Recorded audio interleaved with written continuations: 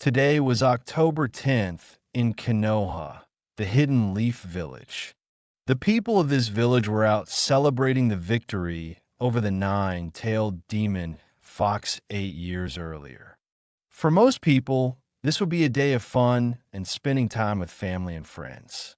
But for one blonde-haired boy named Naruto Uzumaki, he was doing his best to stay hidden from the villagers to avoid another beating. He didn't know for sure why the villagers hated him, but from hearing all the names he was always called, he had a pretty good idea. He just had no way of finding out for sure. Taking a turn down an alley to avoid a crowd of people, Naruto failed to notice the two Chunin who followed after him. By the time Naruto realized he wasn't alone, one of the Chunin dropped down in front of him and pulled a kunai and slashed him across the chest before kicking him into the wall.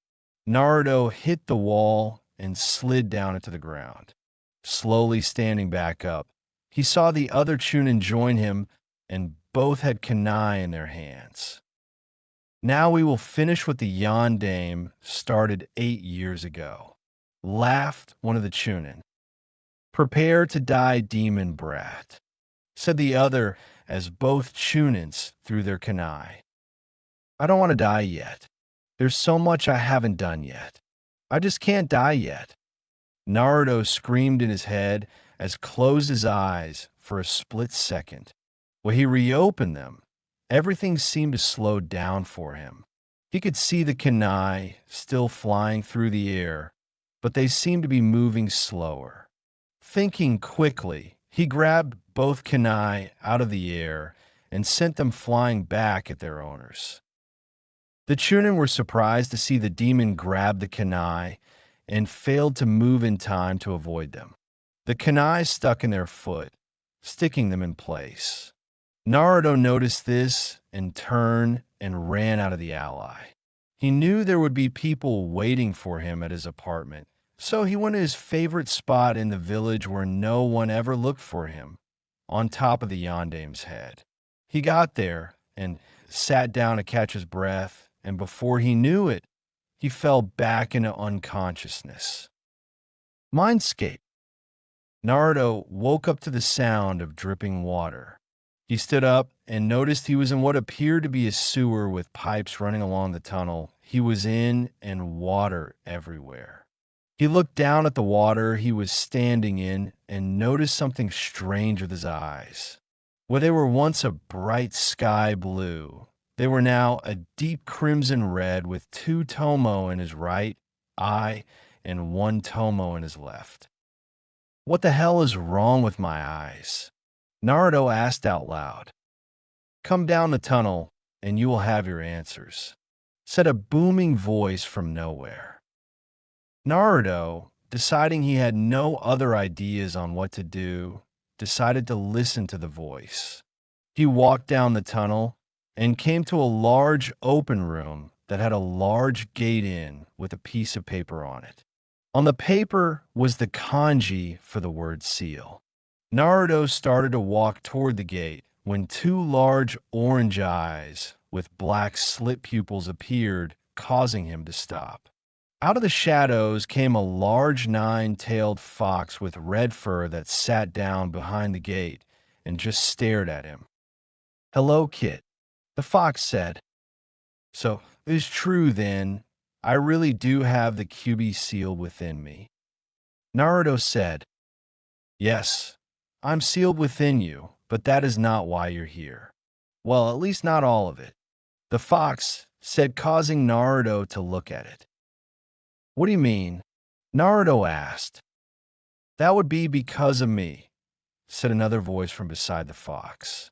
Naruto looked down and saw the Yondaime Hokage standing before him. The Yondaime got sealed in here as well? Naruto asked, a bit confused. No, I'm not sealed in here, only the QB is. I am dead. The only reason I am here is because I sealed part of my chakra in the seal when I sealed the QB. Minato said, and was immediately punched in the gut by an angry Naruto. Why the hell would seal the QB inside of me? Do you have any idea how bad my life has been? Naruto screamed at the dead Kage. Calm down, kid. Just listen to what he has to say first. The fox said. Minato looked down at his angry son and let out a sigh. I sealed the QB inside you because I knew you had what it took to work with the fox and use its power for good. I couldn't ask anyone else to give up their child that night. For one, only someone from the Uzumaki clan could contain the power of the nine-tailed fox. And two, I couldn't ask someone else to give up their child if I wasn't willing to give up my own. That caught Naruto's attention as he looked up to the Kage he had viewed as a hero his whole life. I'm your son, Naruto asked. When he received a nod from Minato, he rushed the older blonde and hugged him. After a few minutes, the fox cleared his throat. Not meaning to be rude, but you don't have much longer, Minato, and the kid needs some explanations. Right? What happened to your eyes is simple. You unlocked your Sharingan, Minato said, causing Naruto's eyes to go wide. But I'm not part of the Uchiha clan, Naruto said. But you are part Uchiha just like me and your grandfather, Madara Uchiha, said Minato. But that's impossible. Madara died during his fight with the Shodan. Naruto replied. That's true, but he used an ability of the Sharingan called Izanagi to change his fate sometime after his death. My father never even wanted to fight against Hashirama at all. He was forced into it by the clan elders of the Uchiha at the time. There's plenty of information on this and the Sharingan and its abilities in the Uzumaki clan compound, Minato said, but saw Naruto's saddened expression. I wouldn't be allowed in the compound. Everyone thinks I am just an orphan or the demon brat. Even when I asked the Sandaime about my parents, he would always change the subject, replied Naruto. Minato was angered that the village would ignore his final wish to see Naruto as a hero. He turned to look up at the fox. Will you show Naruto where the compound is and help him to get what is rightfully is? You know I will help him, Minato, just like I help his mother and Mito, replied the fox. Can I hear about my mother? Naruto asked. I'm afraid I don't have any time left, Naruto. However, there is plenty left from your mother and I in the compound, and even the fox has some stories I'm sure he would tell you, Minato said with a smile. However, when you wake up, there should be a katana laying near you that belonged to your mother. She was a feared swordswoman in her day and wanted you to take after her. She sealed it in with the QB so you would have it when you first came here. How do I turn the Sharingan off? Asked Naruto. Just stop the flow of chakra to your eyes for a minute and they will go off, replied Minato as he watched Naruto turn his Sharingan off. Naruto hugged his father as he saw him start to fade away. Stay strong, Naruto, and always follow your heart. Your mother and I will always be watching over you, and we love you very much, Minato said as he faded away. Naruto wiped away a few tears before looking up at the fox. So what now, QB-san? First, the name is Kurama. Second, could you change this mindscape of yours into something other than a sewer? It gets boring in here with nothing to do all day. After that, I will lead you to your parents' place so you can get your stuff and we can start your training. You may also want to find someone to teach you Kenjutsu, Kurama said.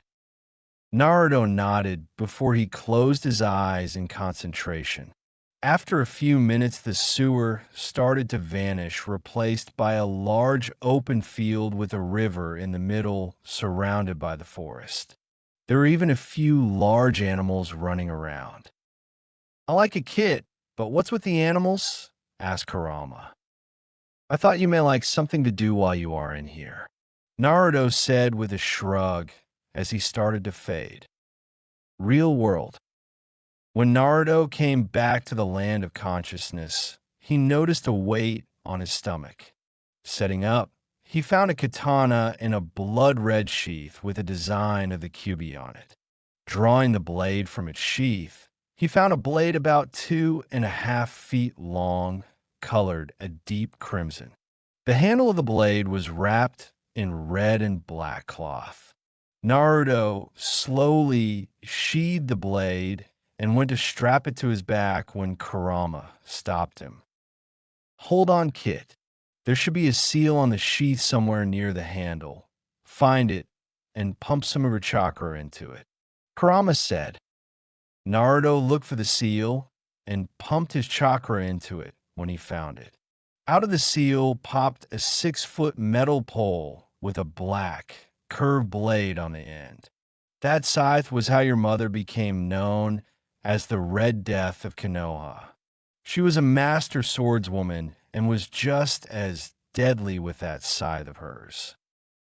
Naruto resealed the scythe and strapped the katana to his back.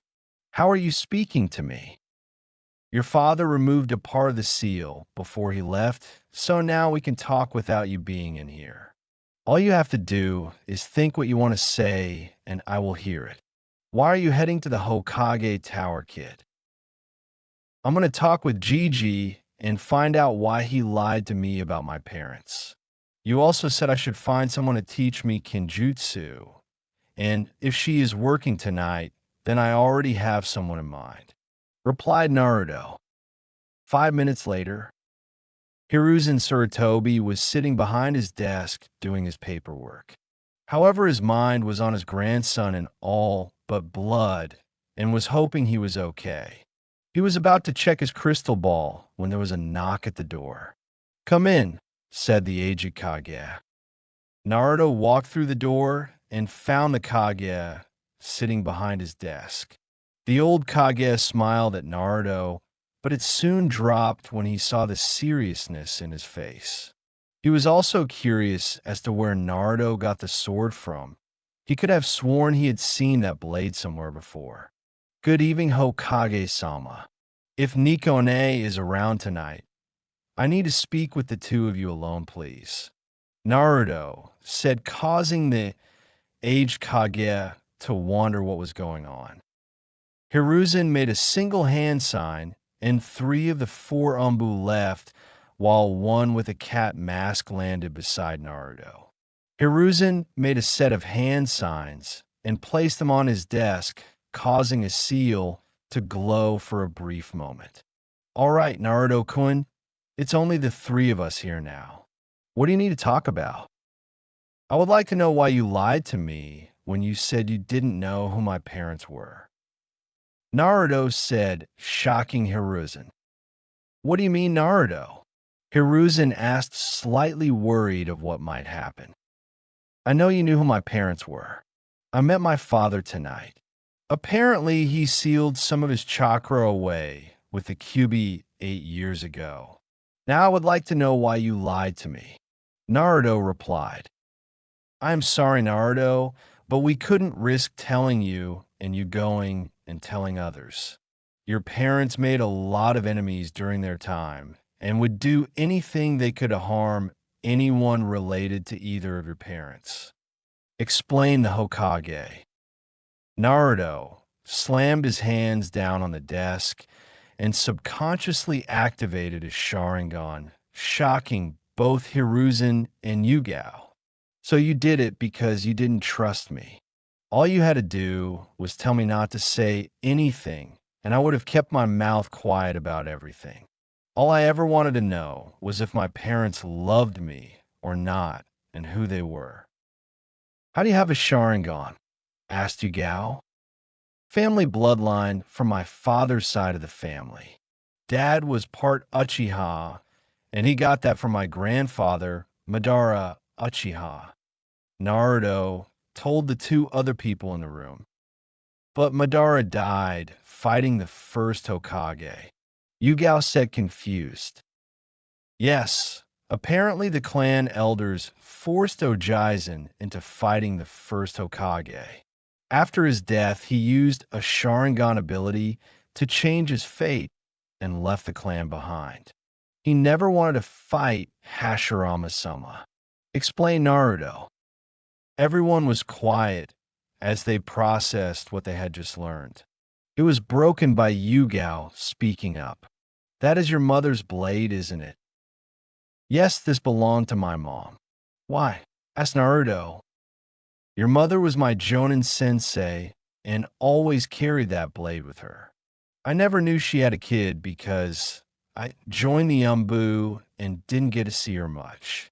If you need someone to teach you, I would be more than happy to teach you Naruto-kun. I would like that, Nate-chan. Thank you. Hokage-sama, I'm going to the Uzumaki clan compound to get what is rightfully mine. Dad even told me to go there when I met him. Naruto said and turned to walk out. What was said here tonight, Naruto-kun, is an S-class secret. Please do not tell anyone about this. Hiruzen said. Naruto just nodded and left, leaving Yugao and Hiruzen alone. If he takes after his parents and grandfather, he will be the strongest ninja of his generation. Yugao said that he will. I just hope the foolish villagers don't do anything to him, or I fear they won't like what he can do. Hiruzen replied as he went back to work that in the middle of training ground 14 stood two masked figures, both holding a katana staring down the other. The first stood just under the 5-foot mark at 4 foot and 11 inches. He had a fox umbu mask covering his face and golden blonde hair. He now wore black umbu pants with a kunai pouch strapped to his right thigh, a black shirt with a red Uzumaki swirl on the back, and black ninja sandals. This was Naruto Uzumaki. The second stood at 5 foot and 5 inches and had a cat umbu mask. She had long purple hair that reached down to her waist. She had on her normal umbu attire. This was Yugao Yuzuki. Naruto had multiple small cuts across his arms and chest and was breathing heavily. Yugao had a small cut here and there, but was in a lot better shape than Naruto. Doesn't look like you can go much longer, Fox-kun, Yugao said, watching the young blonde. Just means I have to try and end this quickly, Nico-chan. Naruto replied before taking a deep breath.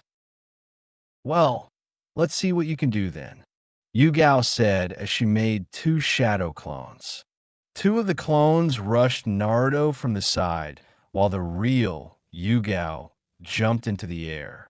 Leaf style, Dance of the Crescent Moon. Naruto watched as the 3 Yugeos came closing in on him, leaving an afterimage of her swords.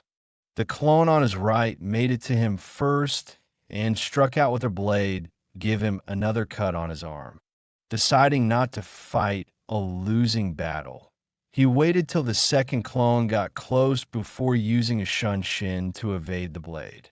The clones wasn't expecting this and ended up striking each other, causing them to be dispelled. The real Yugao landed and looked around for the blonde ninja. Seeing a shadow pass by her, she looked up to see Naruto falling from the sky, spinning with his blade outstretched. Uzumaki style, whirlpool slash. Naruto's blade connected with Yugao and sliced through her body.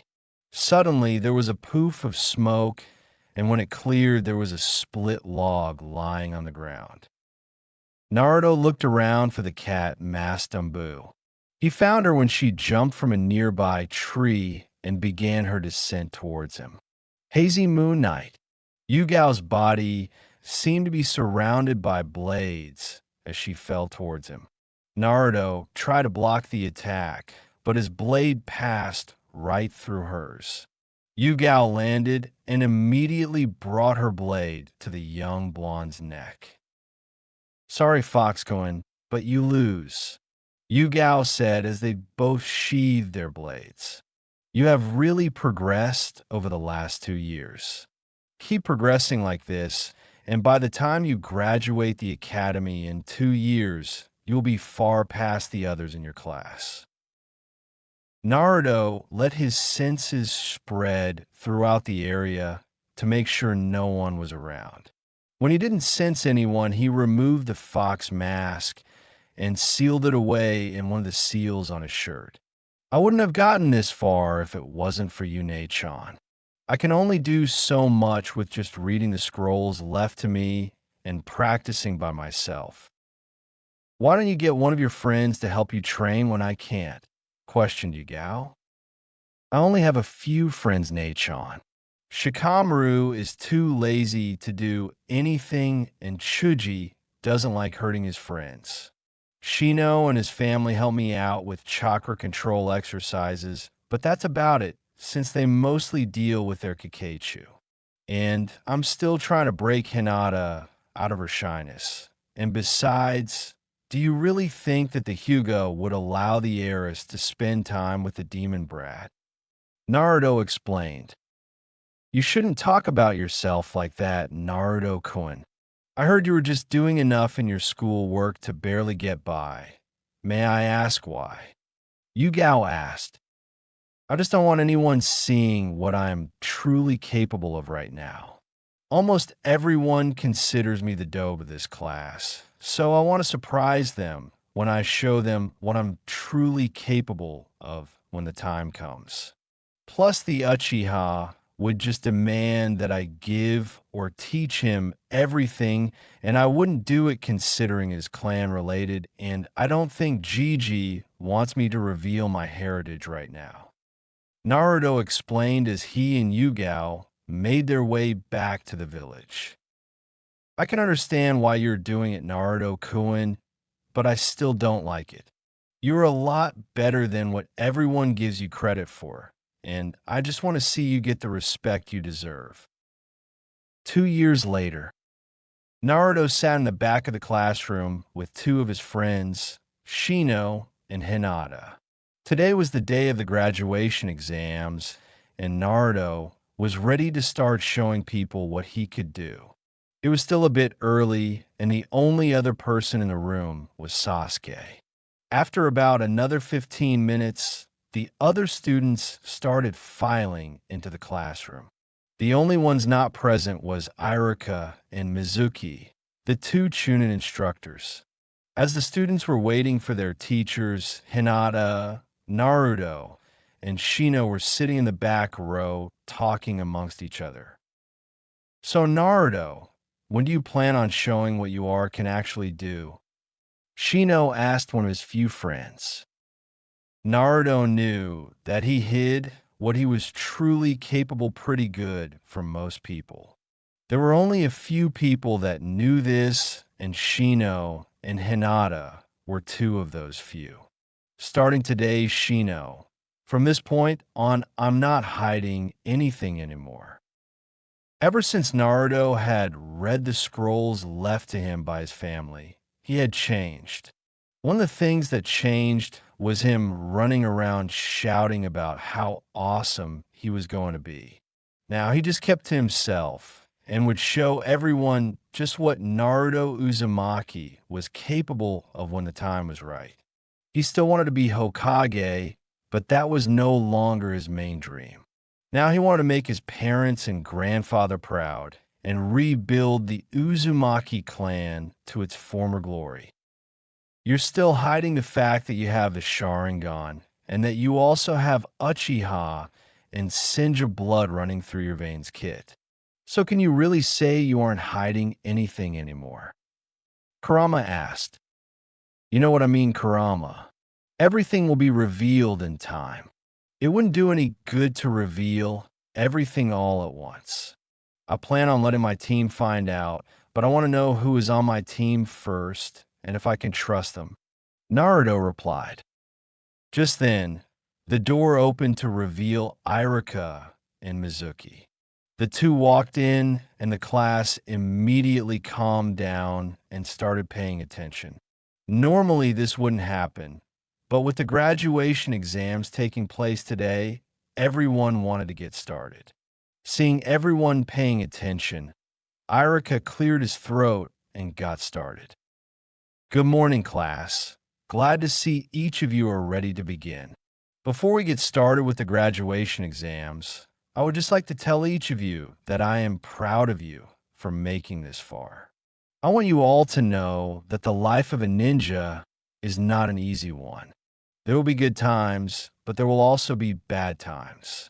Always do your best on your missions and always be there for your teammates. The exam will be split into 3 parts: a written exam, shuriken, and kunai throwing, and then the 3 jutsus you all have been learning since you started here.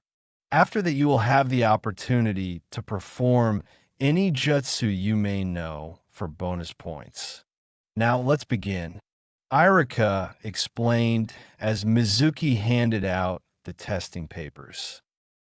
As he reached Naruto and his friends, an evil grin appeared on his face as he handed Naruto his test. Naruto looked over the questions and quickly realized that part of them were Chunin-level questions with a Jonin-level question here and there. Shino and Hinata both realized this and started to speak up when Naruto stopped them and simply shook his head no. They both raised an eyebrow until Naruto started answering the questions. I told you it would be a good idea to have your sister help you study for this, Kurama said through the telepathic link. I knew they would try and mess with my exam somehow, but I didn't think they would give me questions that a genin hopeful couldn't answer. Oh well, just have to show them I'm not as stupid as they think I am. Naruto thought back as he worked on finishing his test. 1 hour later. All right, everyone. Time's up for the written test. Please follow Mizuki outside and hand in your test papers as you go, Irika said as he slid the door open and waited for each student. The last 3 to hand in their tests were Hinata, Naruto, and Shino. As Shino handed his in, he caught Irika's attention. Irika-sensei, it would seem that Naruto-san was given a different test than the rest of us. Irika looked confused until he looked at Naruto's test paper. As he looked it over, his look of confusion quickly turned into one of anger. Why didn't you say anything, Naruto? I would have given you a different test. Irika asked. It's fine, sensei. I had Nachon help me study for the exams today, so I think I did pretty well. Plus, Gigi said that he would be watching the exams take place today, so he could get the teams made as soon as possible, so I'm sure he already knows. Naruto explained as he began walking outside, followed by the other 3. From the ones I can answer myself, you did excellent, Naruto. If something like this happens again, please let someone know. At Naruto's nod, Irika walked over and continued with the graduation exam. The next part of the test was kunai and shuriken throwing. The only ones who did anything worth noting were the clan-born children and Sakura. Most of the rookie 9 scored within the 80 to 90 point mark, with Sasuke getting a 98. The local fangirl club and some of the males cheered for Sasuke, but that soon turned to shouts of anger when Naruto scored a perfect 100. The next part of the exam was the ninjutsu section. Once again, only the clan-born and Sakura did any good. For the bonus points, each student showed off a jutsu they knew. Sakura performed one of the few medical jutsus she had been learning. Ino performed her clan's signature mind switch, and Kiba showed the Getsuga with Akamaru. Chuji used a partial expansion jutsu. Shikamaru showed his shadow paralysis jutsu. Hinata performed a held-back version of the gentle fist, and Shino showed his ability to use his insects. Sasuke showed his ability to use the fireball jutsu. Everyone was shocked to see the jutsu that Naruto used. He created 4 shadow clones before they spread out. He and the 4 clones stood in a pentagon formation before each made a set of hand signs.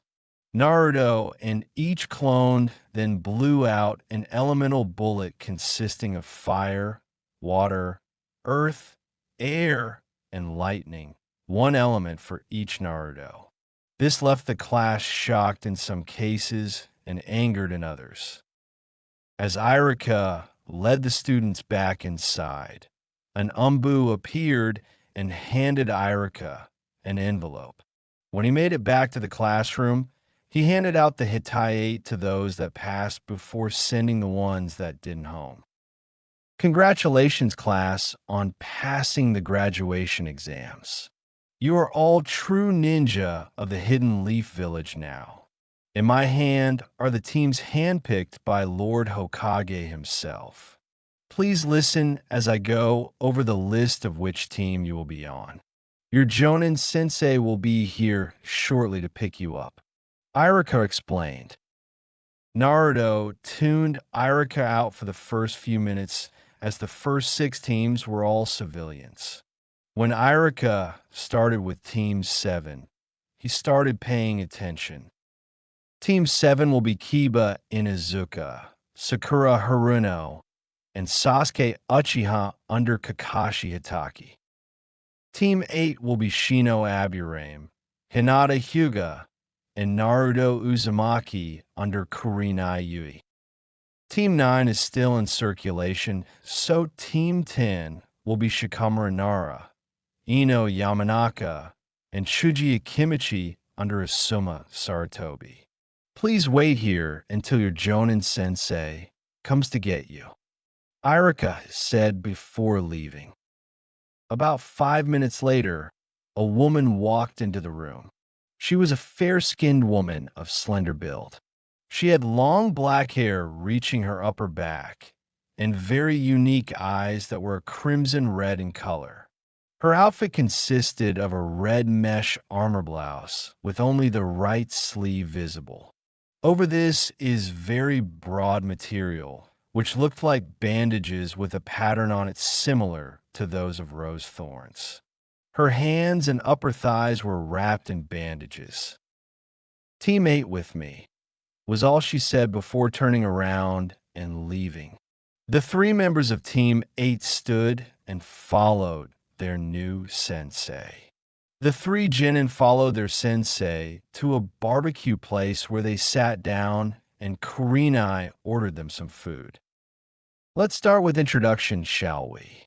My name is Kurenai Yui. I like Jinjutsu, teaching Jinjutsu to others, and spending time with my friends. I dislike those that put Jinjutsu down, rapists, and traitors. My hobbies include training and spending time with my friends. My dream is to see the 3 of you go far in life and one day settle down and have a family. Kurenai said before pointing to Hinata. My name is Hinata Hyuga. I like my friends, my little sister Hanabi, and training in my clan's gentle fist. I dislike those that put my friends down, the separation between the families of my clan and the clan's cage bird seal. My hobbies are training, flower pressing, and spending time with my sister and friends. My dream is to one day get rid of the caged bird seal and have a family, Hinata said without a single stutter. The past 4 years of being around Naruto and really helped her get over her shyness and self-confidence issues. Shino was the one to go next. My name is Shino Aburame. I like my family, friends, and the bugs I use. I dislike those that hurt the bugs and try to destroy them. My hobbies are breeding new insects for my clan to use. My dream is to one day take over as head of the Aburame clan, Shino stated in his monotone voice. And finally, it was Naruto's turn. My name is Naruto Uzumaki. I like me friends, Yugane-chan, Gigi, and my other precious people. I dislike traitors, bullies, and those who don't know the difference between a kunai and the scroll is sealed in. Naruto said, causing Kurenai's eyes to widen slightly, that he knew of the burden he carried. My hobbies are training to make my family proud, spending time with my friends, and gardening. My dream is to one day rebuild the Uzumaki clan into the great village it once was, and my parents and grandfather proud, and to one day have a family. All three had questions about what he meant by rebuilding the Uzumaki clan and who his parents and grandfather was. However, no one asked due to not wanting to intrude on him. Kurenai decided to point out a different fact. You know, Naruto, to rebuild a clan, that could mean you may need more than one wife to accomplish that. I know, Kurenai-sensei. I figured that out once I read my mother's scrolls, Naruto said with a small nod. Anyways, you three aren't full genin yet. The graduation exam was just to see who had potential to become genin. Meet me at Training Ground 8 tomorrow morning at 7:30 for your true genin test.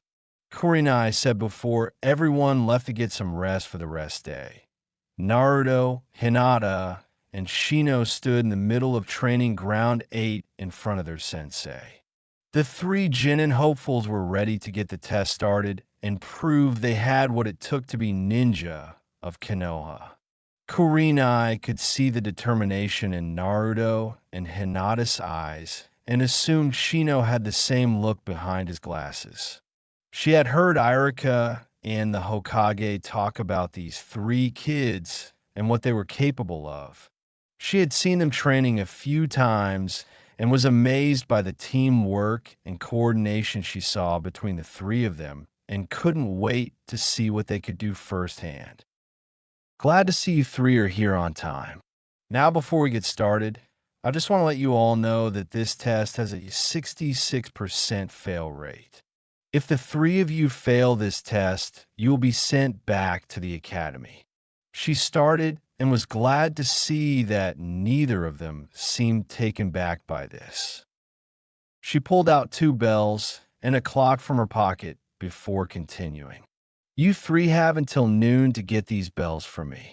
There are only 2 bells, so that means one of you will be sent back to the academy today. Begin. Shino and Hinata immediately jumped back into the trees and suppressed their chakra. Naruto simply stood there for a few moments before biting his thumb and making a few hand signs. Kurenai saw this and pulled a kunai from her pouch and got in a defensive stance, waiting to see what Naruto would do. He slammed his hand to the ground. There was a small cloud of smoke, and when it cleared, it showed a small red snake-looking creature with wings. The small dragon looked up to see Naruto and quickly wrapped itself around his neck and rubbed its cheek against his. Good morning, Naruto-sama. How may I help you today? The dragon asked in a feminine voice. Good morning, Akane. I need you to find Shino and Hinata and lead them back to me once you find them. Naruto said, getting a nod from Akane before flying off. Naruto then turned around and walked off into the forest, leaving a confused Kurenai alone in the clearing. Was that a dragon summon? But there's no way that Summon's contract hasn't been seen since Kushina Sensei. Kurenai thought to herself before a thought entered her mind. Naruto is an Uzumaki too. Could he be Sensei's son? Triple X. Naruto was sitting on a branch high up in a tree in the forest, waiting for his teammates to show up. "So what's your plan, kid?" Kurama asked. "I have never seen a three-man squad before. There has to be a different meaning to this test. If I had to guess, Kurenai-sensei wants to see if we will turn our backs on one another or if we will work together as a team or not." Naruto replied as he felt his teammates land on the branch behind him. Naruto stood and turned around to face his teammates before speaking. "I'm sure you two have figured out this test by now, right?" Naruto asked, getting a nod from Shino and Hinata. "Well, I have a plan that might just work," Naruto said before he started explaining his plan. Triple X. Kurenai walked out of the forest and into another clearing. It had been about 2 hours since the test started, and she still hadn't seen any signs of her potential team. Suddenly, she felt two chakra signatures and turned to see Hinata and Naruto come running out of the forest. For what I've seen and been told, these three wouldn't abandon one another, so that must mean Shino is somewhere nearby. Kurenai thought to herself as she pulled two kunai from her pouch and held them in a reverse grip. Naruto made it to her first and threw a punch at his sensei's face. She leaned back slightly to avoid getting hit and then threw her own punch at the blonde's ribs. The punch landed and pushed Naruto back a few feet, but he didn't let that stop him. He charged forward again and jumped into the air and tried to kick her in the side of the head. Kurenai leaned backwards into a handstand and kicked Naruto away in the process. She didn't get a break, however, when she had to start dodging Juken strikes from Hinata. After about a minute of dodging the Hyuga's attacks, Kurenai noticed that the attacks were sloppy, unlike what she had seen before. She grabbed Hinata's wrist and delivered an open palm strike to the girl's stomach. She wasn't expecting Hinata to poof into smoke from the hit. She barely had time to bring her kunai up to block Naruto's next attack. Uzumaki style whirlpool slash. Naruto came spinning through the air at Kurenai, who stopped his blade with her kunai. "I'll admit I was surprised to see you had a clone pose as Hinata, but you do know that you won't pass this test alone," Kurenai said. Naruto just looked at her with a smirk. "Who said I was out here alone?" Naruto asked. Kurenai then noticed another chakra coming up behind her and quickly kicked Naruto away. She turned around and started dodging Juken strikes from Hinata. She could tell this was the real Hinata by the way she moved and delivered each strike. She was wondering where Shino was, but her main focusing was on not letting any of Hinata's attacks land a hit. Hinata threw her arm forward to strike at Kurenai's shoulder, but was sent flying when Kurenai grabbed her arm and threw her. Naruto caught Hinata, causing the girl to blush at the closeness before they heard the alarm go off. "Doesn't look like you all passed the test after all," Kurenai said. Just then Shino landed next to the other two genin and held out his hand, showing he had the bells. "While you were busy with Hinata and Naruto, I sent my Kikeichu after the bells." "Very well done. But who will you give the other bell to, Shino?" Kurenai asked. Shino took the bells and threw them back at his sensei. "Pass or fail, we do it as a team," Shino said, getting nods from Hinata and Naruto. Kurenai let a small smile grace her face before speaking. "Congratulations, Team 8, you pass. Let's go get a mission, and then we'll do some training." As they all started walking toward the Hokage Tower. "Naruto, that creature you summoned back there, was that a dragon?" Kurenai asked, getting a nod from the blonde. but that contract hasn't been seen since my mother was alive. Yes, Kurenai-sensei, Kushina Uzumaki was my mother. Naruto said, causing the other's eyes to go wide. Then that means your father is... Kurenai started once again, only to have Naruto finish her sentence for her. The Yondaime Hokage, Minato Namikaze. Please don't let anyone else know about this. I trust you all as my teammates not to tell anyone else. Naruto said as they continued to walk as he explained about his parents. Triple X. It had been a month since Naruto and his team had become Genin. For the last month, they had been doing D-rank missions and training. They were currently walking back to the Hokage Tower with an angry Tora in Naruto's arms. They walked into the tower and gave the cat back to the daimyo's wife. Naruto may have felt bad for the cat had it not tried to claw his eyes out. Team 8 then walked up to the Hokage to report their mission finished. Team 8 reporting the captured Tora mission a success. Kurenai said as she and her team bowed before their leader, even with Naruto mumbling about feeding the cat to one of his dragons.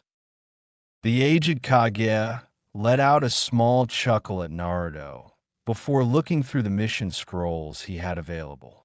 Let's see. You can help the Inuzukas walk their dogs. An elderly couple need help with some yard work. Or before he could finish a chunin, walked through the door and bowed before the Hokage. Please forgive the intrusion, Hokage-sama, but we just received a report from Team 7. The chunin said as he handed the Hokage the report. Hiruzen read over the report before his widened a little. Nico, shouted Hiruzen, and a moment later the cat Mastambu was kneeling in front of him. Retrieve Team 10 and bring them here immediately. Team 8, please wait here until Team 10 arrives. Hiruzen said, getting a nod from the Umbu before she disappeared. Team 8 was confused about what was going on, but just decided to wait like they were told. 5 minutes later, and in walked Team 10 lead by Asuma. What's up, Dad? Asuma asked as he stood next to Kurenai. This morning, I sent Kakashi's team on a C-rank mission to guard a bridge builder from the Land of Waves while he finishes his bridge. The most they were expected to encounter was bandits, but it seems the client lied about the dangers of the mission. Kakashi decided to go ahead with the mission instead of returning here. I'm sending Teams 8 and 10 as backup. With 3 Jonin, there should be more than enough strength to finish out the mission. Hiruzen explained. Hi, Hoka-sama. Kurenai and Asuma both said as they bowed. They turned to their teams. Pack for a month trip and meet at the main gate in 30 minutes. Asuma said as Kurenai nodded her head in agreement. Asuma, Kurenai, Naruto, please stay for a moment. Hiruzen said as the other Genin left the room. Naruto, how much have you told your team about your secrets? Hiruzen asked.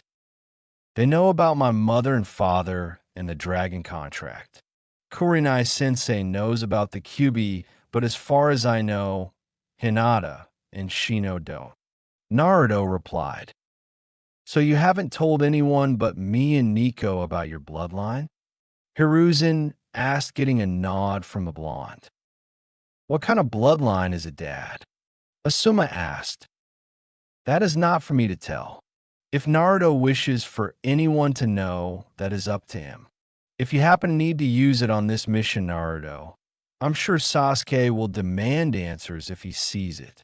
If he tries to force you into anything, I'm giving you full permission to retaliate in any way you see fit. Hiruzen said, getting another nod from the blonde. Before Naruto, Left, he turned to his sensei. I will explain everything in time, sensei. Just know that my bloodline will not bring harm to the team or the village. Naruto said before leaving. I want you two to keep an eye on Kakashi. I have had reports that he isn't focusing on training the whole team. Instead, he focuses solely on the Uchiha. Maybe it is to repay Obito for something or something else entirely. Make sure he trains each of his students, and if necessary, intervene if you have to. Hiruzen said to his two Jonin, receiving nods before they left. The two Jonin arrived at the gate to find the Genin ready to go. All right, Team 7 is about 6 hours ahead of us, so we need to get moving if we hope to catch them. Kurenai said, Sensei, I have a way to get us there without us having to use a lot of chakra to get there. Naruto said as he walked outside the gate. He bit his thumb before making a set of hand signs and slamming his hand to the ground, summoning Jutsu. There was a large puff of smoke.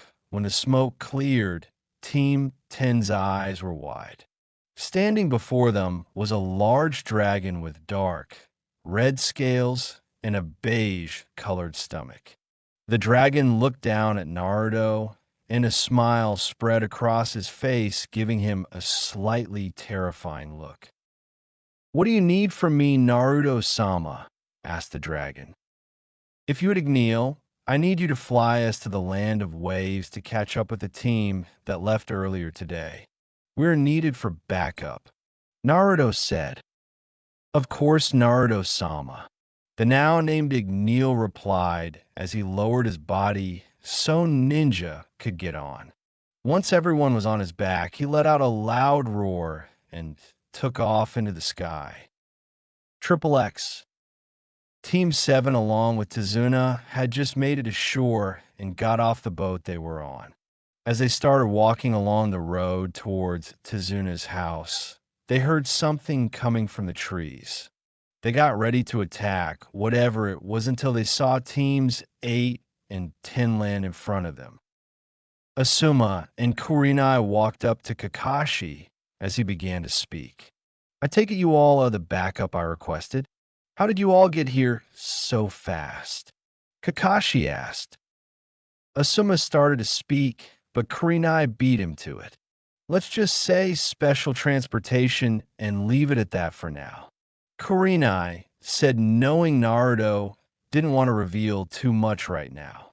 Kakashi simply nodded, and the group of ninja and one civilian started walking again. After about 30 minutes of walking, Sasuke threw a kunai into a bush. He walked over to see what it was, only to pick up a rabbit. Naruto looked at the rabbit for a moment before he noticed something. The rabbit's fur is wrong for this time of year. Naruto thought to himself, Kit, behind you. Get down. Kurama yelled out in Naruto's mind. As Kurama yelled at him, he yelled at everyone else. All the ninja reacted quickly except for Sakura and Ino. When they saw the blade coming at them, they froze. Kiba had managed to tackle Sakura to the ground, but left Ino standing there. Naruto jumped toward her and knocked her out of the way, but didn't move fast enough to dodge the blade. Naruto screamed in pain as the large blade was stuck horizontally across his chest a few inches deep.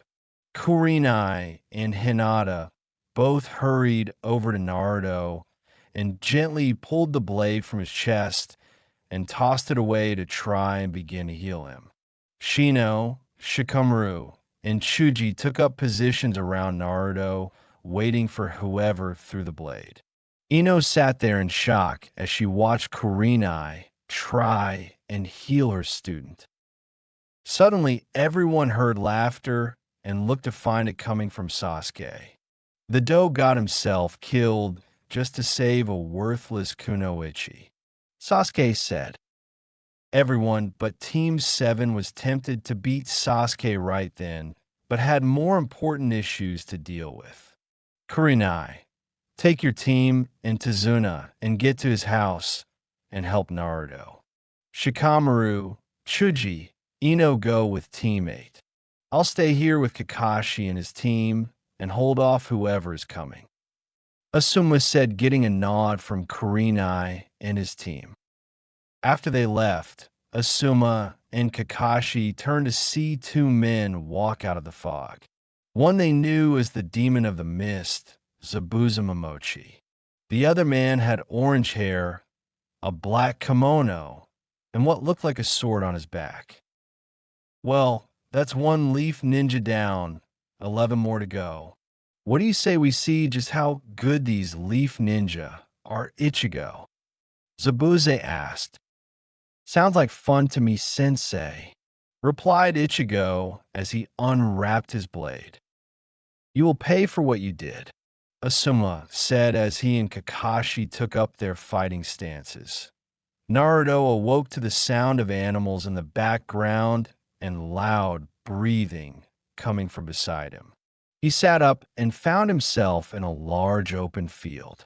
Looking around, he saw the large fox and realized he was in his Mindscape. What am I doing here, Kurama? After that sword embedded itself in your chest, your team and Team 10 rushed you to the bridge builder's house. Your sensei started to heal you, but noticed that I had already started working to repair the damage. I managed to fix you up pretty good, but it took quite a bit out of both of us. You will have a little soreness for about a day, but nothing you can't handle. The fox explained. Can you tell who all is around? And do you know anything about who attacked us? Your sensei and teammates took the bridge builder so he could work on the bridge. Teams 10 and 7 are around training somewhere. The Yamanaka girl has been stopping by every so often to check on you. From what I can sense, she seems upset about something every time she comes around. As for who attacked you and the others, it was Zabuza Momochi. Your mother faced off against him once before, and I would remember his chakra anywhere, and he is one of the 7 swordsmen of the mist. I'm not too sure about anything else since your sensei rushed you here. The fox replied before closing his eyes. All right, thanks, Kurama. I'll talk to you later. Naruto said with a wave as he disappeared from his mind. Triple X. Naruto opened his eyes and had to close them quickly. The sun decided it wanted to be the first thing that greeted him and was shining directly in his eyes. He started to set up and was met with the soreness Kurama had told him about as he did so. After he was sitting up straight, he decided to remove the bandages on his chest. As he finished removing the last bandage, he heard a knock on the door. Komein, Naruto said as he looked for the scroll that had his belongings sealed inside it. Ino opened the door and stepped in before closing it. She turned to face Naruto to talk to him, but stopped when she saw his bare torso. She felt her cheeks get warm, but quickly shook her head to clear it. She came here for something else and couldn't get distracted. How are you feeling, Naruto? You're not hurting or anything, are you? Ino asked. I'm Fine Ino. I'm a little sore, but that will pass soon enough. So what can I help you with? Naruto asked his fellow blonde. Ino sat down on the bed next to Naruto and stared at the floor. I wanted to thank you and say I'm sorry. What are you talking about, Ino? I just did what anyone else would do for a teammate. There is no need to apologize or thank me for anything, Naruto said with a fox-like smile that caused Ino to blush once again. Not anyone would have done that, Naruto. I want to thank you for saving me, and I also want to say that I'm sorry.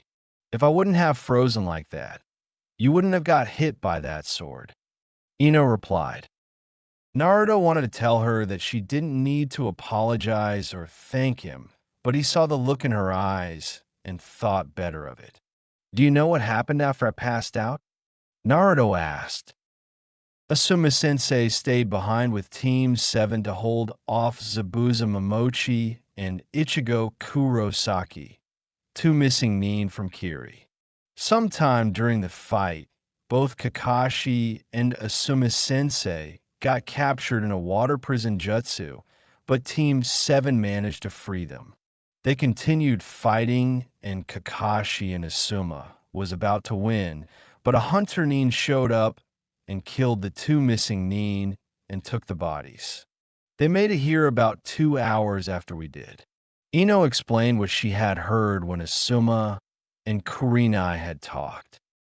Naruto was deep in thought for a few minutes until something came to him. Did Asuma or Kakashi-sensei say what the hunter nin used to kill the two? Naruto asked. Sakura said that the hunter nin used Senbon. Why? I don't think the hunter nin killed them. They were probably working together. A hunter nin disposes of the body on site and only takes back the head as proof that the job was finished. Also, Senbon isn't used as a weapon to inflict fatal wounds. Naruto answered. Then what are we going to do? Ino asked with a bit of worry in her voice. We train to get stronger and be ready for anything that might happen. I would give it about a week before those two are ready to go again. Naruto replied as he collected his things to leave the room. Can I ask you something, Naruto-kun? Ino asked before she realized what she said and blushed. Where the hell did that come from? She thought quietly. I thought you only used that suffix for the Uchiha. What do you want to ask? Naruto replied. Sasuke isn't the guy I thought he was. He was laughing at you because you got hit with the sword when you saved me. Anyways, would you help me train? I have seen the way you and your team train, and I would like help. I don't want to end up freezing in place anymore, and I don't want my friends getting hurt because of me. Ino said, hoping he would help her train. Of course I'll help, but know one thing, it won't be easy. Also, you need to eat more. If you've been dieting or whatever, it needs to stop. The training will just burn away what you eat anyways, so you can still keep your body however you want it. Naruto said as he led Ino outside. Triple X. Team 8 and Tazuna returned home later that evening to find Naruto standing on the bank of the river, shouting orders at Team 10 while throwing small pebbles at them. Sitting on the porch of the house was an amused Asuma, smoking a cigarette with a smile on his face. Kurenai walked up and sat down in one of the available chairs. What's going on here? Kurenai asked. Not sure myself, but I don't mind really. Naruto and Ino came out of the house shortly after you all left, and Naruto started helping her with the tree climbing exercise. A few hours later, and Chuji and surprisingly Shikamaru joined in. Not long after that, and Naruto had them walking on water and learning to dodge, move, and fight on water. I haven't seen them like this at all. They must have realized that it isn't easy being a ninja and decided to take things seriously. Looks like you might have problems too, Kurenai. Asuma said, pointing at a slightly fuming Hyuga. Kurenai looked over and saw Hinata trying to stare holes through Ino. She knew the young Hyuga had a crush on Naruto. They had talked about it, and Kurenai even explained to her that she may end up having to share the blonde at some point in life. It just seemed the Hyuga heiress wasn't too thrilled about that. Naruto, Team 10, come here for a minute, please. Kurenai shouted from her spot on the porch. The four genin walked over to Kurenai, and she gave Naruto a small hand motion in Hinata's direction. Naruto looked over and realized what she was meaning. Naruto wasn't as clueless as everyone thought he was. He knew Hinata liked him, and he had to admit that she was a great girl. But he also knew that he would need multiple wives to restore the Uzumaki clan to its former glory. He had talked to his Gigi and Neichan about it, and he had decided that he would only choose the ones that would return the feelings he had for them and could share him with other females. Naruto, since Team 7 isn't due back from training for another hour or two, I think you may need to explain a few things if you wouldn't mind. Kurenai said, getting sigh and a nod for Naruto. Naruto made Team 10 promise not to repeat anything due to it being an S-class secret.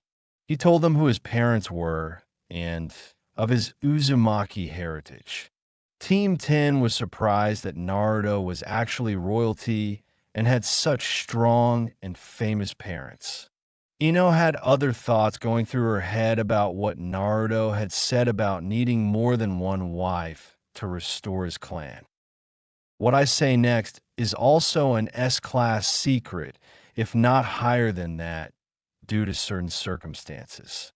This is not to be even remotely spoke of or hinted at with anyone other than this group and Hokage. Naruto said in a tone that left no room for argument. Getting nods of agreement from those surrounding him, he closed his eyes and began to focus his chakra.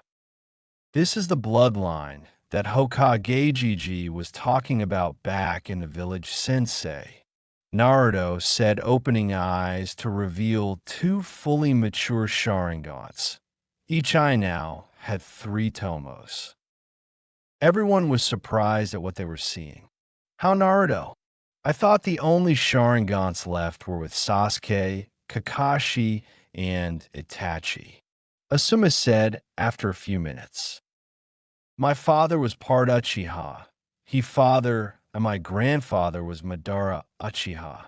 Naruto said as he went to explain what he had learned from meeting his father and reading the scrolls left to him.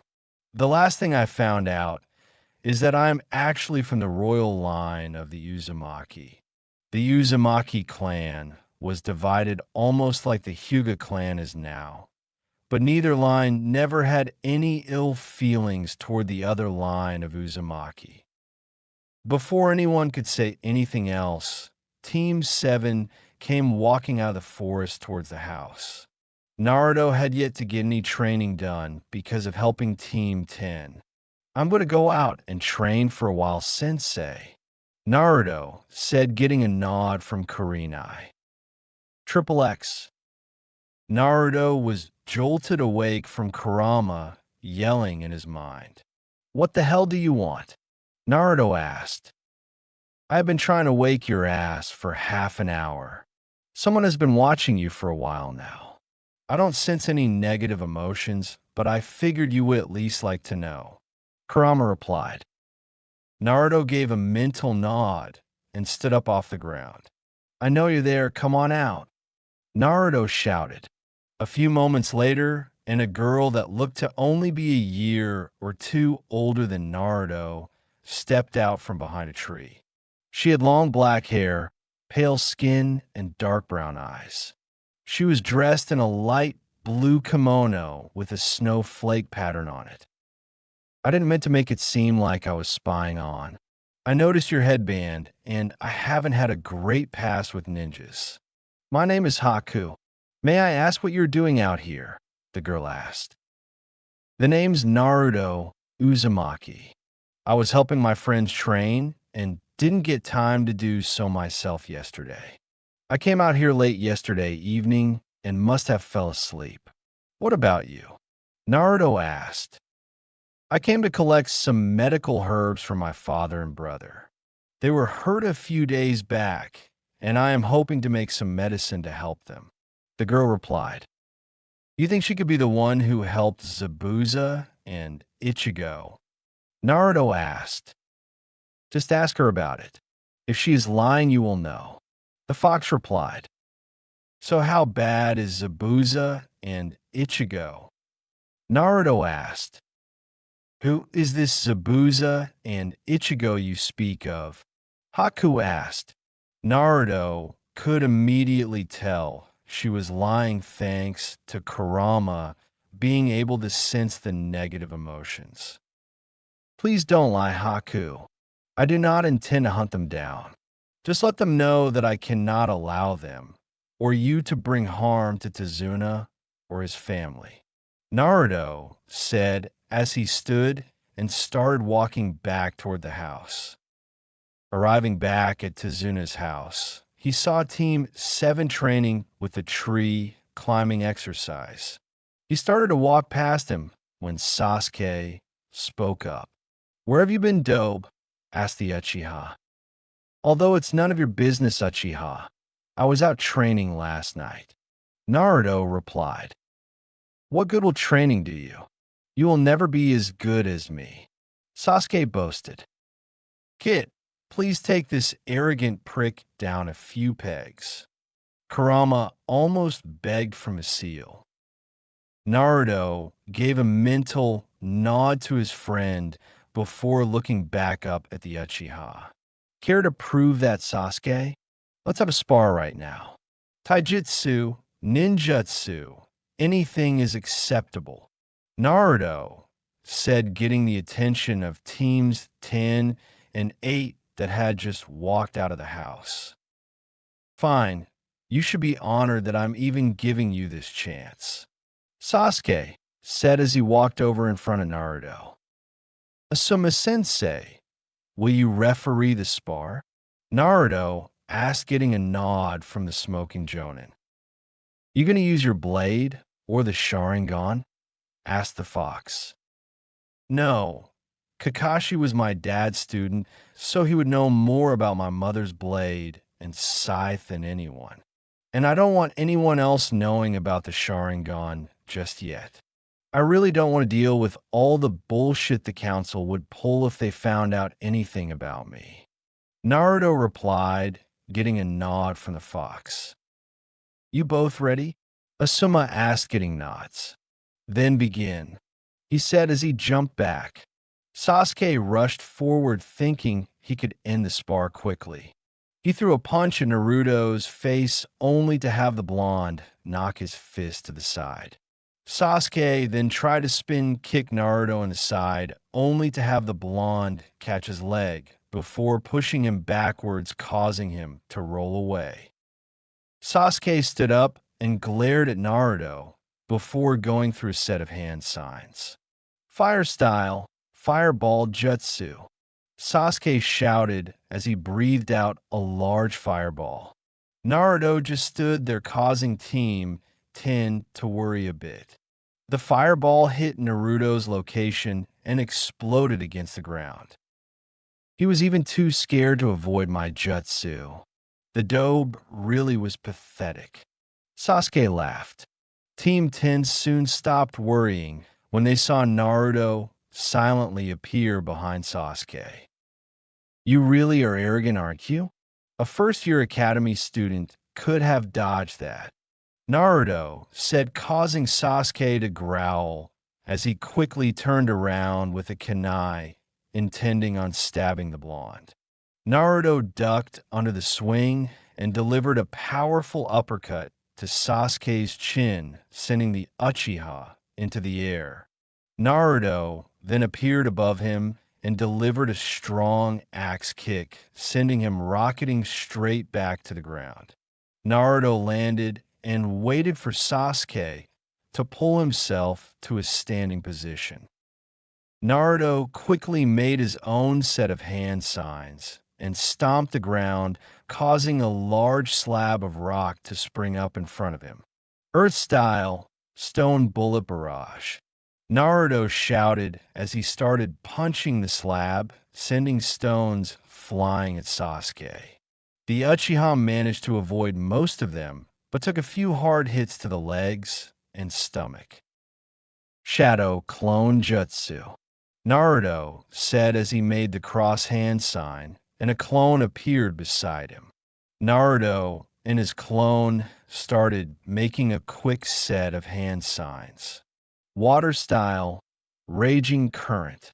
The clone shouted as he blew a stream of water from his mouth that drenched the Uchiha and ground around him. That jutsu was horrible. All it did was make my clothes wet. Sasuke said with a smirk that soon vanished when he saw Naruto's own smirk.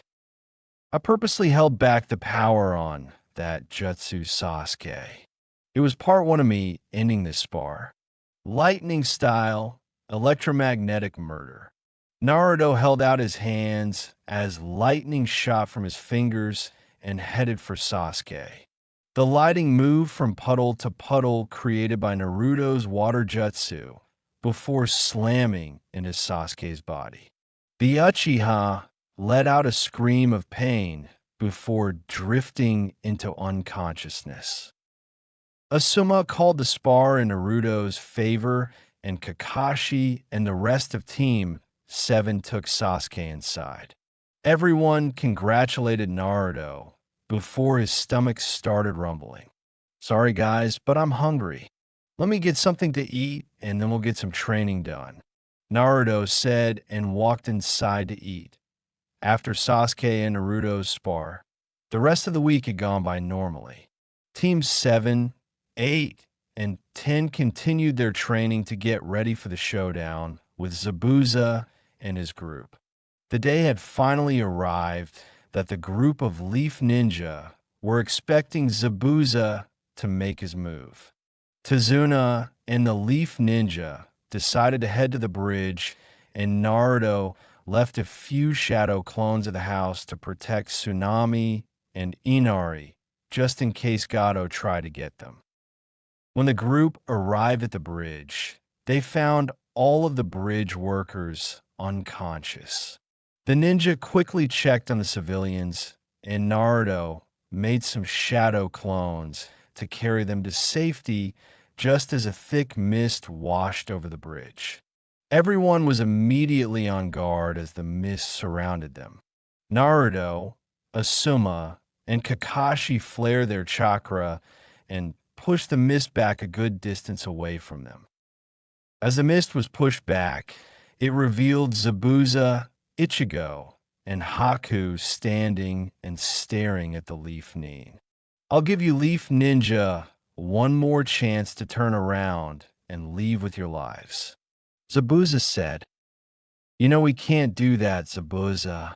We won't let you harm the bridge builder or this town anymore, Kakashi replied. Very well.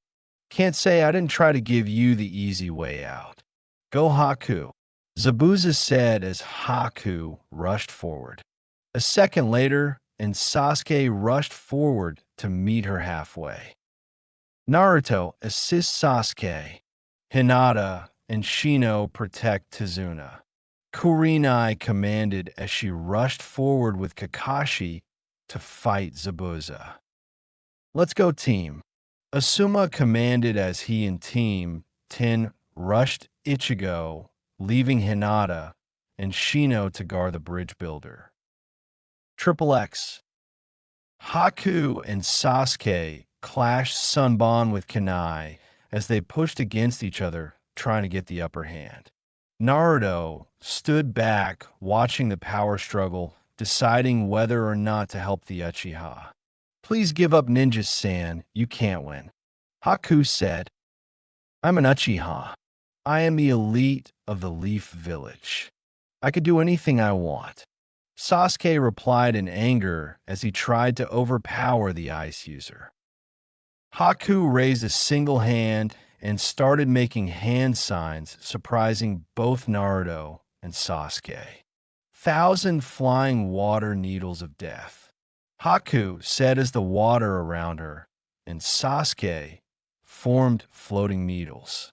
A second later, and the needles flew at Haku and Sasuke, with the Uchiha just barely managing to avoid the projectiles.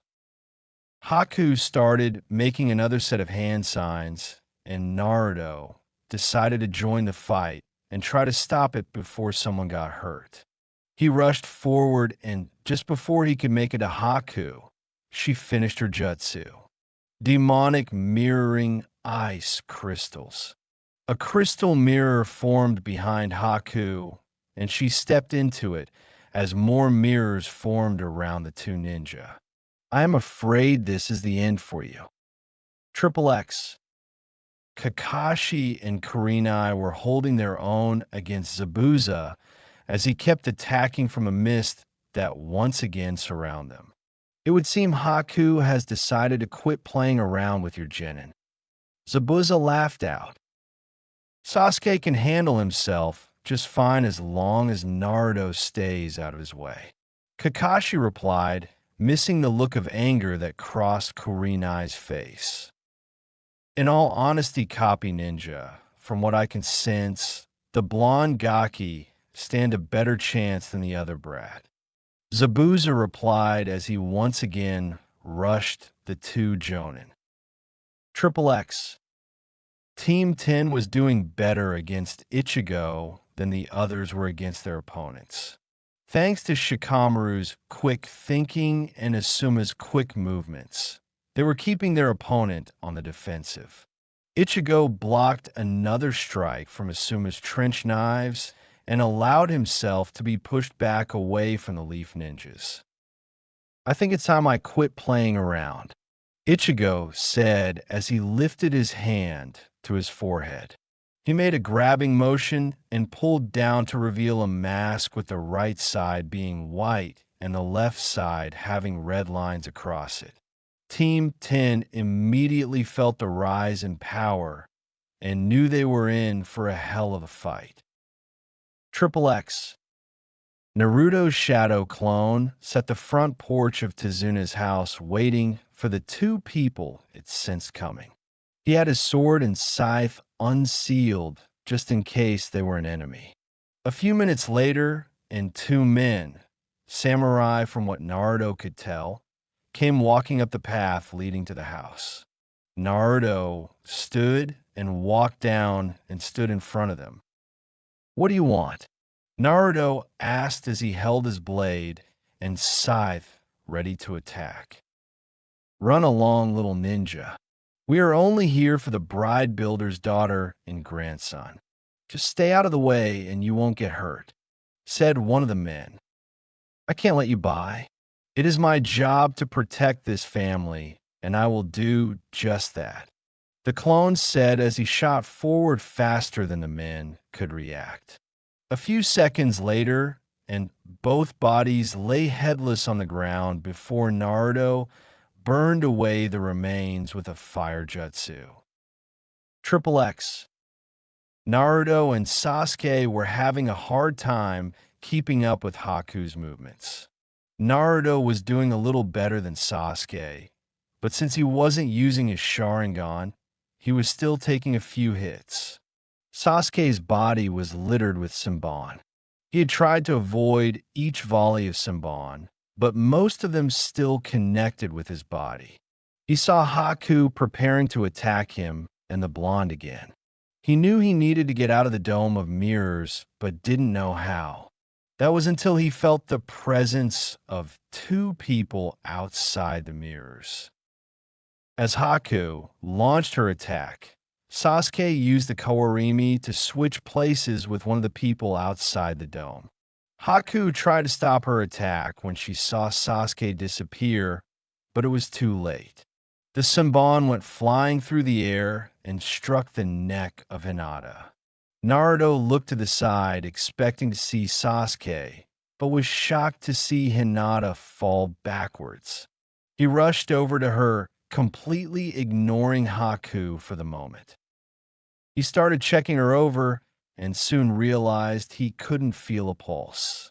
His shock quickly turned to anger. Anger that wasn't directed at Haku, but at Sasuke for using one of his friends as an scapegoat just to save himself. He activated his Sharingan, not noticing the change in his eyes. Just picture Madara MS. He was about to go and kill the Uchiha when the fox spoke to him. Kid, she isn't dead.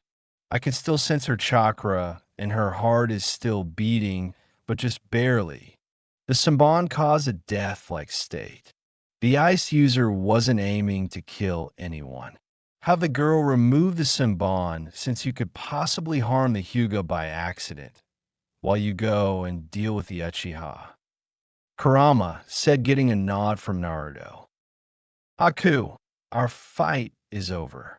Please remove the Samban from Hinata-chan. Naruto said as Haku landed next to him. I trust that you won't do anything to hurt her, Haku. Just please help her.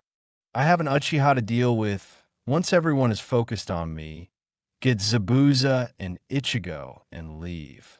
I want to talk to you three and offer you a place to stay. Meet me at the place where we first talked in 2 days at noon. Naruto said as he started walking out of the Dome of Mirrors. Kit, your Sharingan is active. You need to deactivate it. What are you going to do when the council learns of this? The fox said. No, he switched places with Hinata-chan just to save himself. I will use everything I have to beat the shit out of him. As for the council, it can burn in hell for all I care.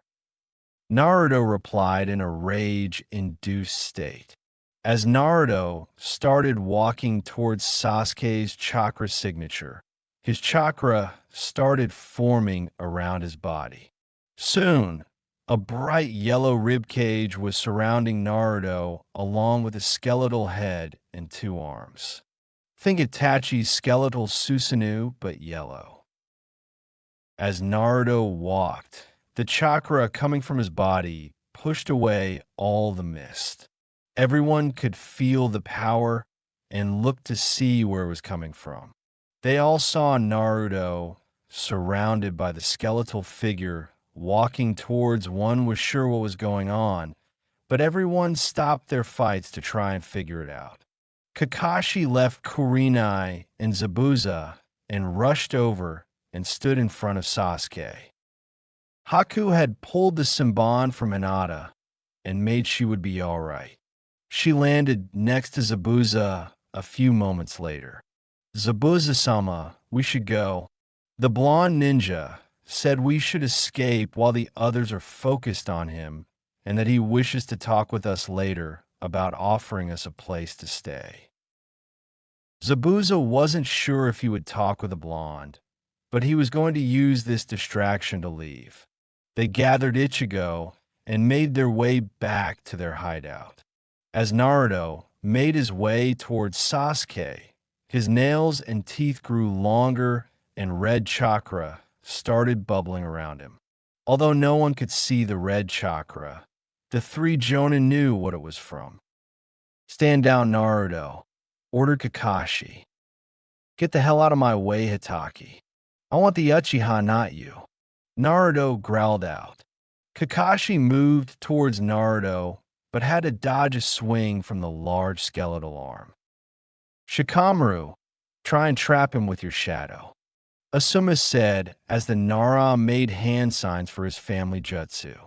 His shadow shot forward and connected with Naruto's, but he was just barely managing to hold him in place.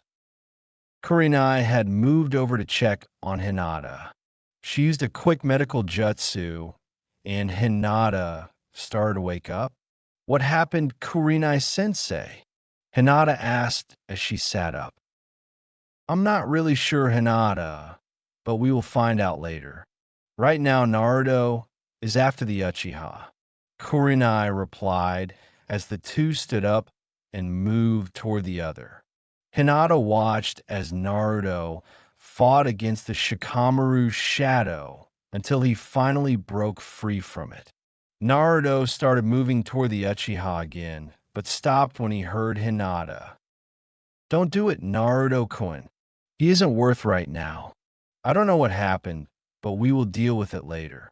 Hinata called out as Naruto looked back to her before closing his eyes and taking a deep breath. Once he opened his eyes, they're back to be his normal blue eyes, and his teeth and nails were normal as well. He looked back at Sasuke before speaking. Consider yourself lucky, team. Next time, I will end you, and that's a promise. Naruto growled out before leaving with his team and Team 10 and heading back to Tazuna's house to rest and heal their wounds. Back in Konoha, Hiruzen sat in his office with another man sitting across from him. This man had a light yellow kimono jacket and light gray pants with a red scarf around his neck. He had dark brown hair and black eyes with hair tied in a low ponytail. Thank you for agreeing to see me, Hokage-sama, the man said as he bowed his head to the Kage. It is no problem, Shibuki-san. I remember our yondaime and your father getting along really well, and he told your father that if he ever needed help, we would be here. The offer stands for you as well. Hiruzen replied, Thank you, Hokage-sama. I will get straight to the point. My village is small, and we do not have the power to deal with large threats. As I am sure you are aware, the Akatsuki have been moving around a lot lately in order to capture the Jinchuriki. We have a Jinchuriki in our village. Fu is our village's Jinchuriki. She holds the Nanabai, or the seven-tailed rhinoceros beetle. I would like for her to participate in the upcoming Chunin exams, and if she would like, stay so she can be better protected. Shibuki said, surprising Hiruzen. You are willing going to hand over your village's Jinchuriki? Hiruzen asked. Fu is like a little sister to me. I am one of the few who didn't treat her like a monster. If it means keeping her safe, then yes, I will willingly send her here to Konoha. No one here knows of her status, so that would give her a chance to actually make friends and act like a normal teenage girl. Please, Hokage-sama, I just want to make sure Fu is safe, and I can't do that in my village. Shibuki said, hoping Hiruzen will agree. Hiruzen thought is over for a few minutes before he decided. Very well, Shibuki-san. I will agree to it only if she wants to. I won't force her to move here. We have our own Jinchuriki that was accepted by only a few people here in Konoha. He knows what it is like, and I'm sure he will help young Fu. Hiruzen said, getting a large smile from Shibuki. Clearing, land of waves. They're here, Kit. Top of the trees about 100 east, probably waiting to see if anyone is with you, and if this is a trap. Kurama informed the meditating blonde. I'm the only one out here. You three can come out now. I just wish to talk. Naruto shouted, and a few seconds later, Zabuza, Ichigo, and Haku landed in front of him. What do you want, Gaki? Zabuza asked. I want to offer you a place to stay. It isn't ready yet, but I will soon starting on rebuilding my clan's homeland. I could use ninja like you three. Naruto said as he stood from the ground. And where is this homeland of yours? Ichigo asked. As far as I know, I'm the last of the Uzumaki clan of Uzushio. I wish to rebuild Uzushio and restart my clan. Naruto replied, getting a wide-eyed look from Zabuza. The last Uzumaki I faced was a red-haired woman from the royal line of the Uzumaki. After that, I heard she was killed a few years later in the Kyuubi attack on the Leaf Village. Do you know of her? Zabuza asked. Yes, she was my mother, Kushina Uzumaki. I'm the last of the royal line. Once I rebuild Uzushio, I can offer you a place to stay and work. You can become ninja of the village and leave this life behind you. Naruto explained. There was silence for a few minutes before Haku spoke. What would be required of us, Naruto-san? Just your loyalty to Uzushio and its Kage. If you accept, I do have a job for you three, and you will be paid upon completion. Naruto said as he waited for an answer. The three ninja talked amongst themselves quietly for a few minutes before they turned back to Naruto. We accept. So what do you need us to do? Zabuza asked. I want you to track down the swords of the seven swordsmen of the mist. I know that Kisame Hashigaki has Samahata, and I will deal with that. Collect the ones you can. Naruto said as he walked forward and handed Zabuza a scroll. He unrolled the scroll and saw a seal on it and gave the blonde a questioning look. That is a seal for my personal summons. Pump chakra into it and my summons will appear. You can use it if you need to contact me for anything. Naruto explained. Haku walked forward and handed Naruto a scroll as well. That is the money from Gato's place. When we left the bridge the other day, he was on his way with a bunch of bandits. We learned that he never planned on paying us and planned on killing us in the end, so we took him out and raided his place. We took enough to do us for a few months, but the rest of it is in that scroll. Zabuza said, getting a nod from the blonde. If you don't need anything else, we'll be on our way then. Zabuza said. After getting a nod from the blonde, the three ninja took off into the trees. Naruto turned and headed back towards Tezuna's house, ready to finish the mission and head home. Konoha a day later. Hiruzen was looking out his window over the village he had sworn to protect. He heard the door open and could immediately sense who it was. So what brings you back of all times, Jiraiya? We have a problem, Sensei. The new village Otoge Cure has been interacting a lot with Susanoo lately. My spies have gathered information, and I don't think you are going to like it. Jiraiya said. Hiruzen lit his pipe before looking back at Jiraiya and motioning for Jiraiya to continue. It seems Odo and Susanoo plan on invading Konoha during the upcoming Chunin exams, and the leader of Odo and the invasion is Orochimaru. Hiruzen sat at his desk, thinking over the information that Jiraiya had just told him. His ex-student had his own village under his control and had talked Susanoo into joining him and invading the village. He knew his ninja were strong and could handle themselves. However, going against two villages alone, he was unsure of how much of a chance his village actually stood. So what are you going to do, Sensei?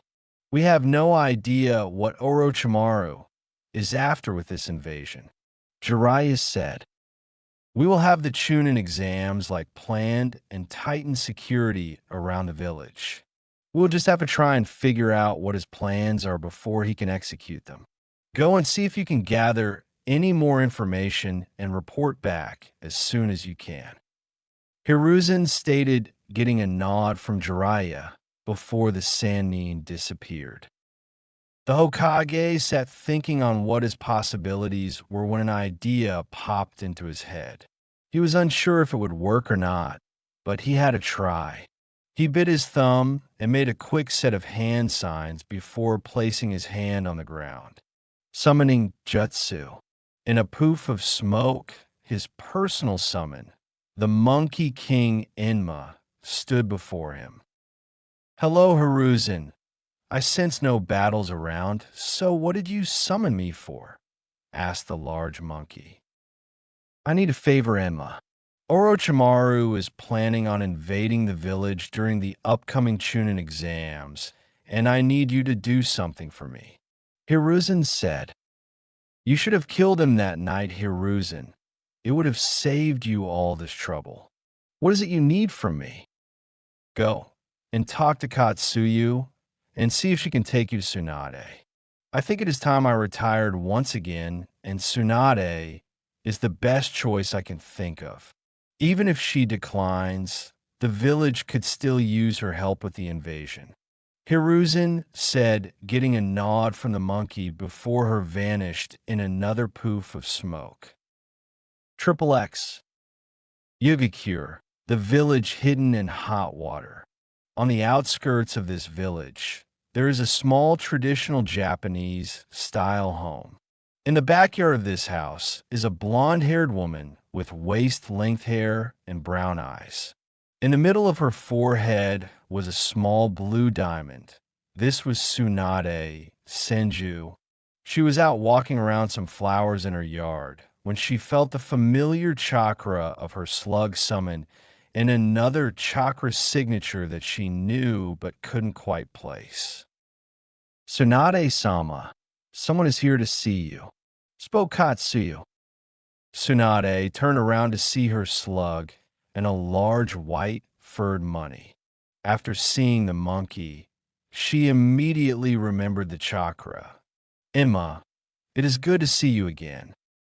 You too, Tsunade. It seems you are doing well for yourself, Emma said as he looked around the property. Actually, this is all thanks to my husband, Tsunade said.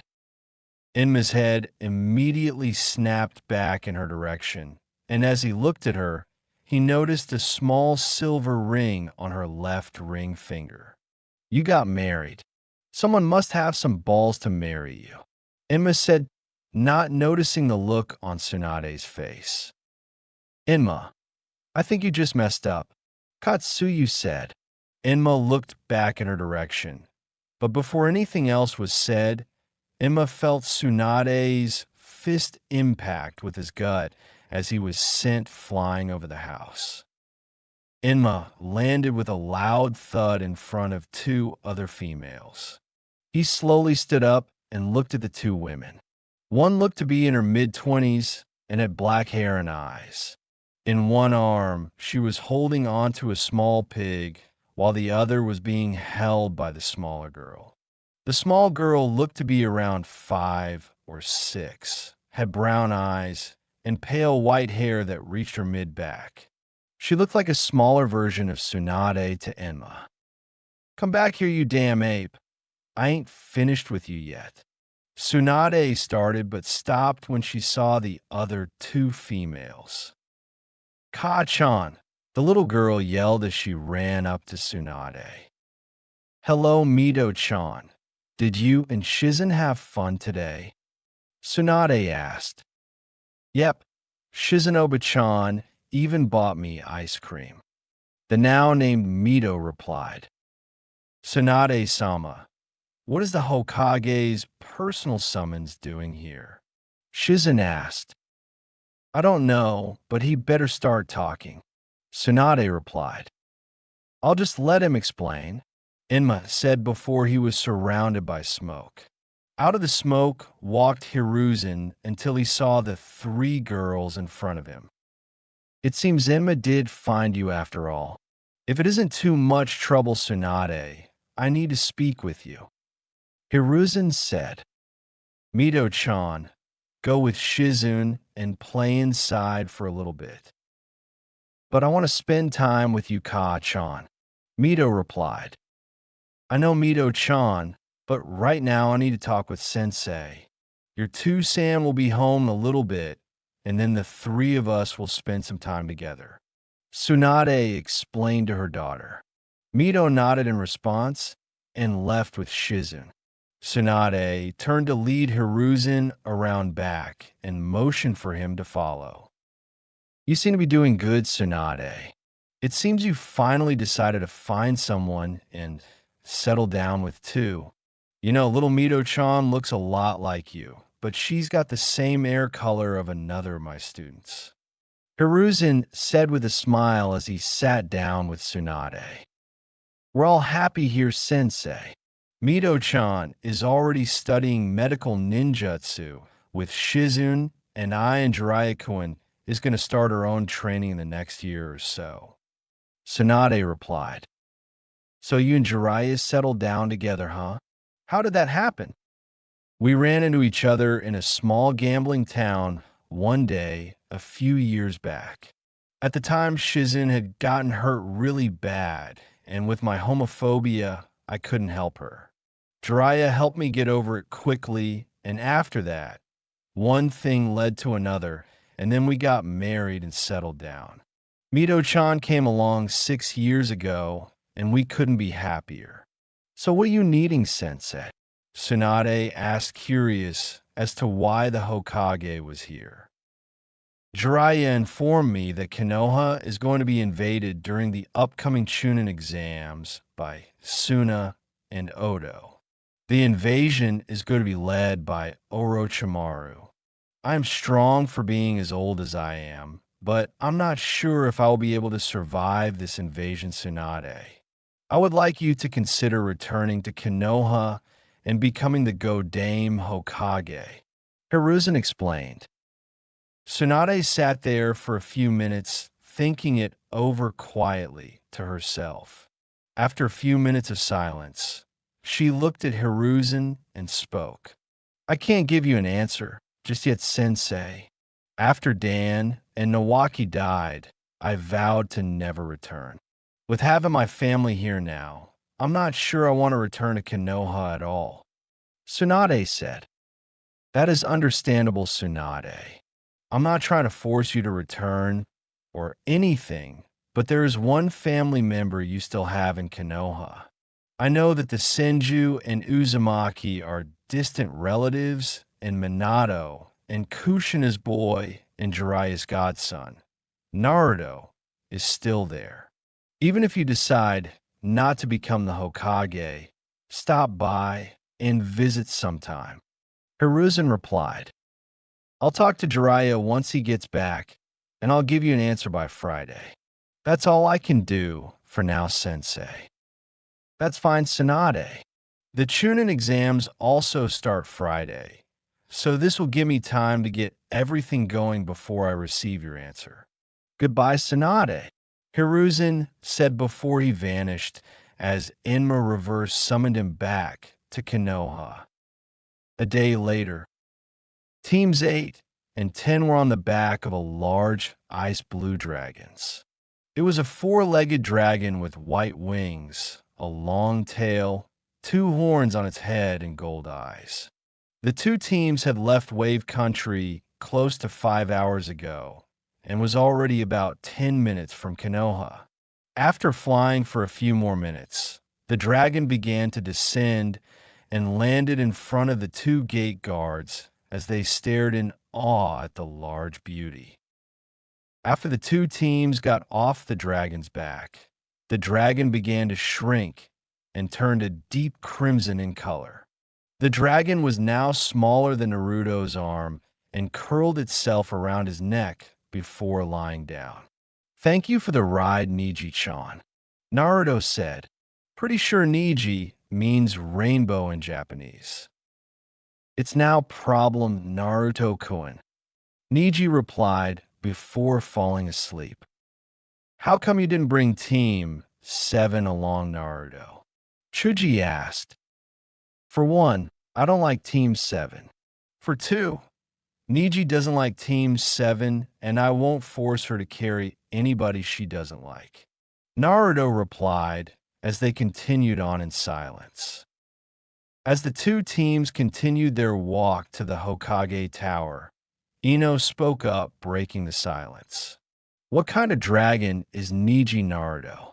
I noticed she changed the color of her scales a few times. Ino asked.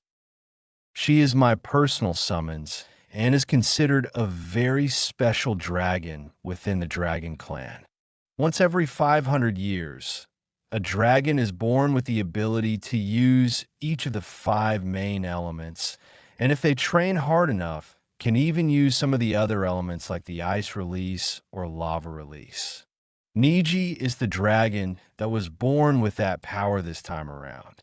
When I signed the summoning contract, the first dragon that I summoned was Niji, and she vowed to be my personal summon. I have a ceiling tattoo on my arm that I can use to summon her if I only need her at the time. The reason her scales change colors is because of the fact she can use different elements. Naruto explained as the group walked into the Hokage's office. The group of 7 ninja stood before the Hokage and bowed to their leader. Mission complete, Hokage-sama. The bridge is finished and Gato is dead. Team 7 should return within the next day or two, since Naruto's summon didn't bring them with us. We ran into 2 missing nin from Kiri and a hunter nin that was working with them. Kurenai spoke with a small smirk gracing her lips. Very well. You and your teams shall receive A-rank pay for this mission. Kurenai, Asuma, Naruto, please stay. The rest of you are dismissed. Hiruzen said and waited for the others to leave before speaking. What about the rest of the mission? Asked Hiruzen. Kakashi seemed to train the 3 genin equally, but that may be because we were there. Naruto and Sasuke had a spar, and Naruto put the Uchiha in his place. There was something that happened during the fight between us and the missing nin, but I'm not 100% sure what. Asuma replied. Hiruzen nodded before looking at Naruto. Did you reveal your bloodline? And do you know what happened? My team and Team 10 know about and promised not to tell anyone. I did end up using my Sharingan, but I don't think the Uchiha or Hitaki saw it. According to what Kurama knows of the Sharingan, I unlocked the next stage of the Sharingan, called the Mangekyo Sharingan. But because of the fox's chakra, it was morphed into the eternal Mangekyo Sharingan without needing another set of Sharingan to transplant.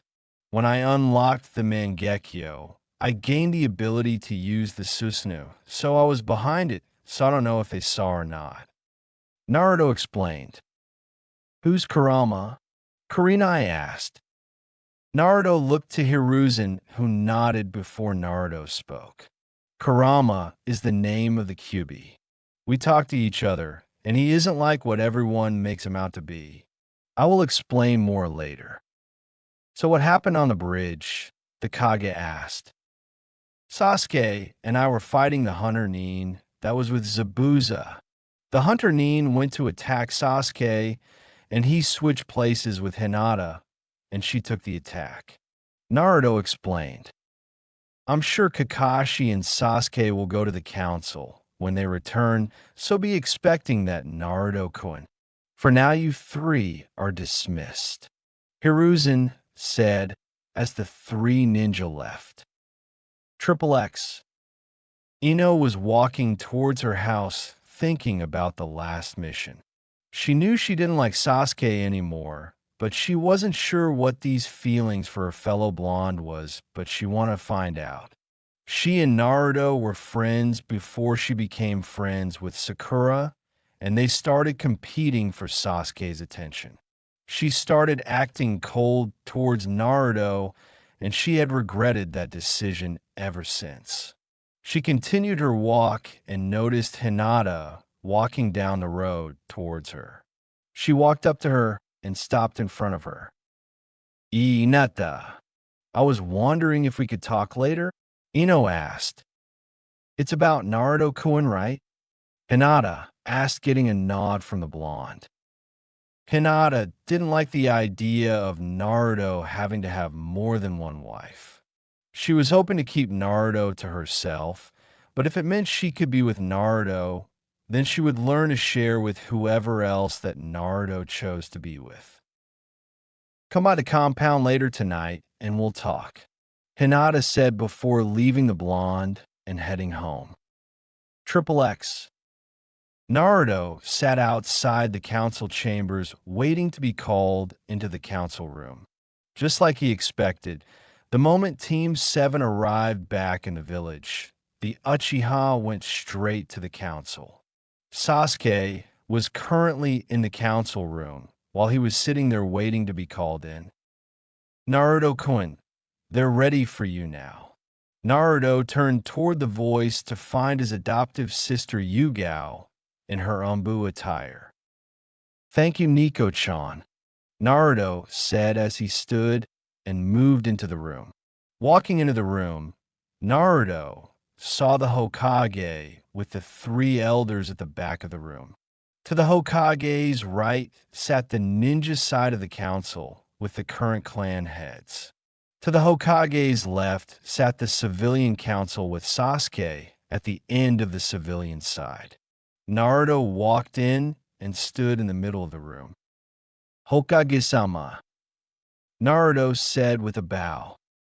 Jinin Uzumaki, you're brought here before the council today on charges that you attacked two fellow Konoha ninja during your last mission. We would like to hear your side of the story. Hiruzen said, Excuse me, Hokage-sama, but since this is a ninja matter, shouldn't only the ninja council be here? Naruto asked. On the outside, Hiruzen remained neutral, but on the inside he was smirking at how Naruto was handling this. That is a very good point, Jinin. The Hokage replied, getting wide-eyed looks from the civilians. Hokage-sama, you can't be serious. We can't let this demon do this. It has to be the Q. That was as far as he got before a sword erupted from his chest. Would anyone else like to break Hokage-sama's law? Nico asked. The civilians quietly made their way out of the council room while sending glares at Naruto as they left, leaving a fuming Uchiha behind. All right, Jinin Uzumaki, please tell us what happened. Hiruzen asked. Sasuke and I were in the middle of fighting a hunter nin that was with Zabuza and Ichigo. Hinata-chan and Shino were left to guard Tizuna. Hataki-san and Kurenai-sensei were dealing with Zabuza, and Asuma-sensei and his team were dealing with Ichigo. During our fight with the hunter nin, the ninja decided to attack Sasuke. He switched places with Hinata-chan, and she took the attack instead of himself. Naruto said, causing Hayashi to glare at the Uchiha. After I found out she was still alive, I moved to attack the Uchiha, and Hataki jumped in the way. I never managed to touch either one. Naruto finished.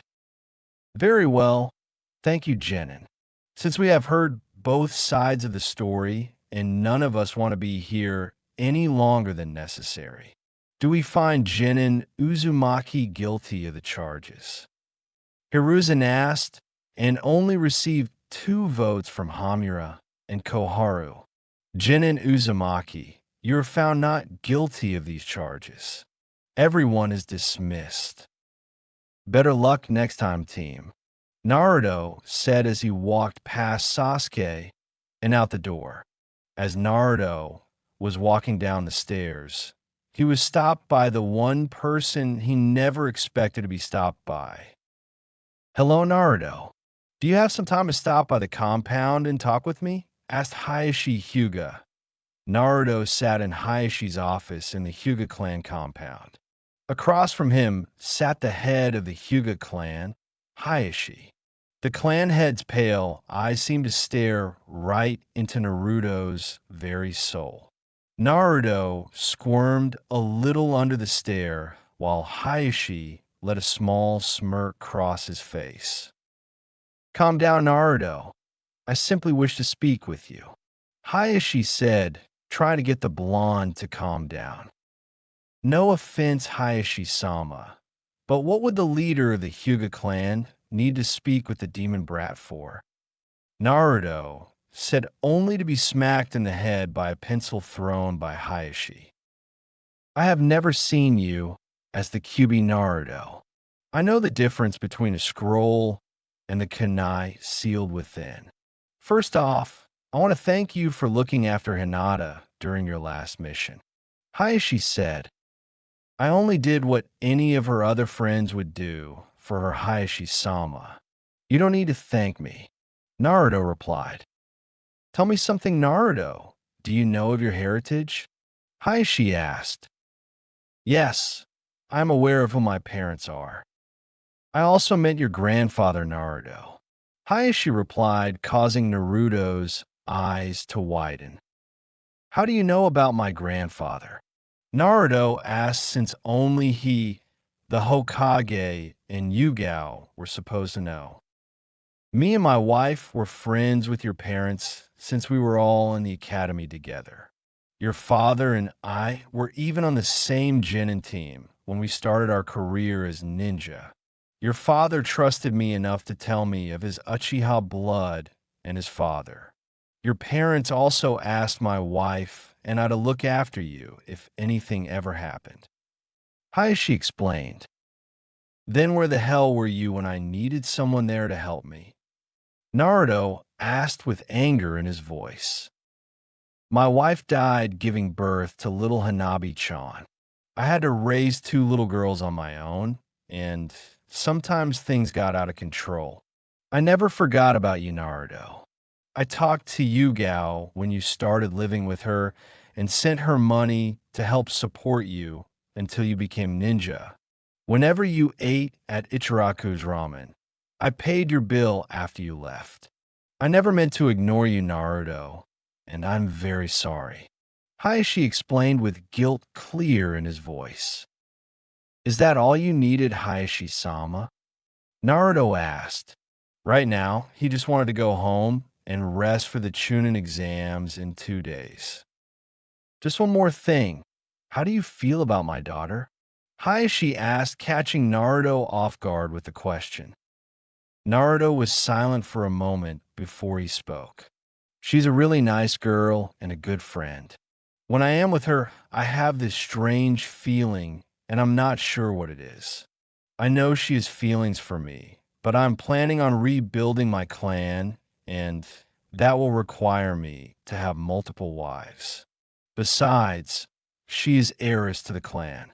She is needed here, and she would have to accept me being the Jinchuriki for the QB first. Give her a chance, Naruto. When Hanabi was born, the elders made a clan law that requires me to brand whichever of my children does not become the next clan head. During my time of grieving for my wife, I signed it without looking it over.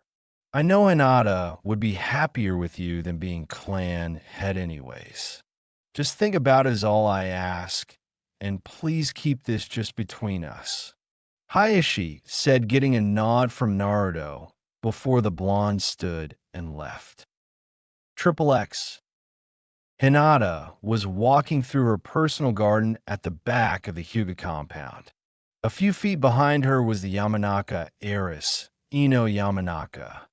Hinata walked over to a bench that sat beside a koi pond and sat down watching the koi swim. What is it you wish to talk about, Ino? Hinata asked. I know you like Naruto, Hinata, and I am not trying to get in your way of getting him to notice you. Ever since he knocked me out of the way of that sore back and wave, I have had a strange feeling when I'm around him. We used to be friends back before Sakura and I started chasing Sasuke. I don't know if the feelings I have are the same that you have for him, Hinata, but I want to find out. I'm sure you never dreamed of having to share him, but if my feelings for him are the same as your feelings towards him, then I at least want to try. At the very least, I would like to rebuild the friendship that Naruto and I had. I just wanted to let you know, since you seem to be the closest to him, Hinata. Ino explained, waiting for the Hyuga's reply. It's true, I never want to share Naruto-kun, but it would be selfish of me to keep him to myself and keep him from achieving his dream of rebuilding his clan. I don't even know if Naruto-kun would accept the feelings I have for him. I guess that is something we can find out together and see if Naruto-kun would accept us. Hinata replied with a small smile, looking up at the blonde heiress who smiled in return. What did you see in the Uchiha anyway? Hinata asked. I truly don't know, Hinata, but whatever it was is completely gone now. Ino replied. The two heiresses sat there in the small garden, talking for the next few hours. Triple X. Naruto was walking down the street, heading to Ichiraku's Ramen in order to get some lunch. He had just restocked on his ninja supplies, making sure he had enough to do him for the Chunin exams that started tomorrow. Kurenai had explained what could happen during these exams, but Team 8 was still looking forward to taking the exams. As he continued along his walk, Kurama stopped him. "Kid, that kid that you see as a little brother is in trouble. I can't tell how bad from here, but you need to move now," Kurama said, causing Naruto to stop moving long enough to get directions. "Where is he, Kurama?"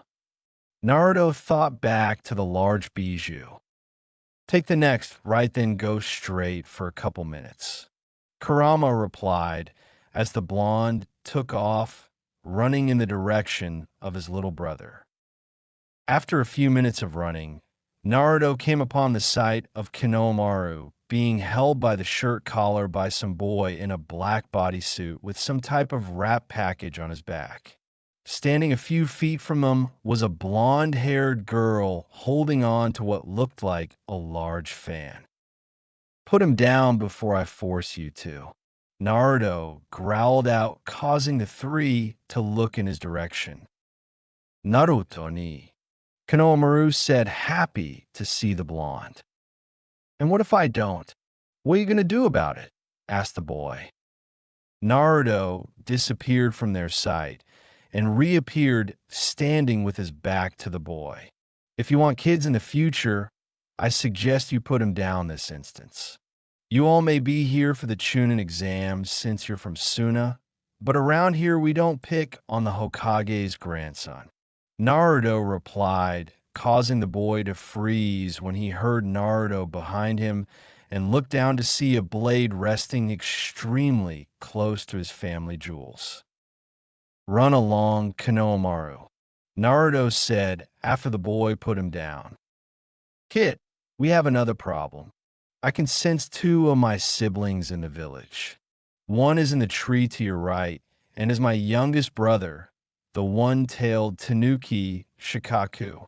The other is on her way here and is the seven-tailed beetle, Chome," Kurama said, causing Naruto's eyes to widen slightly, that there were two more tailed beasts in the village. "You can come out now, number one," Naruto said out loud before a red-haired teen appeared in a swirl of sand in front of the girl.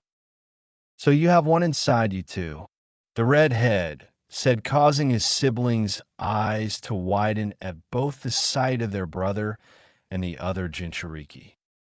"Who are you?" Naruto asked. "I am Gaara, and this are my siblings Kankuro and Temari." "What is your name?" Gaara asked. "I am Naruto Uzumaki. Take your siblings and go.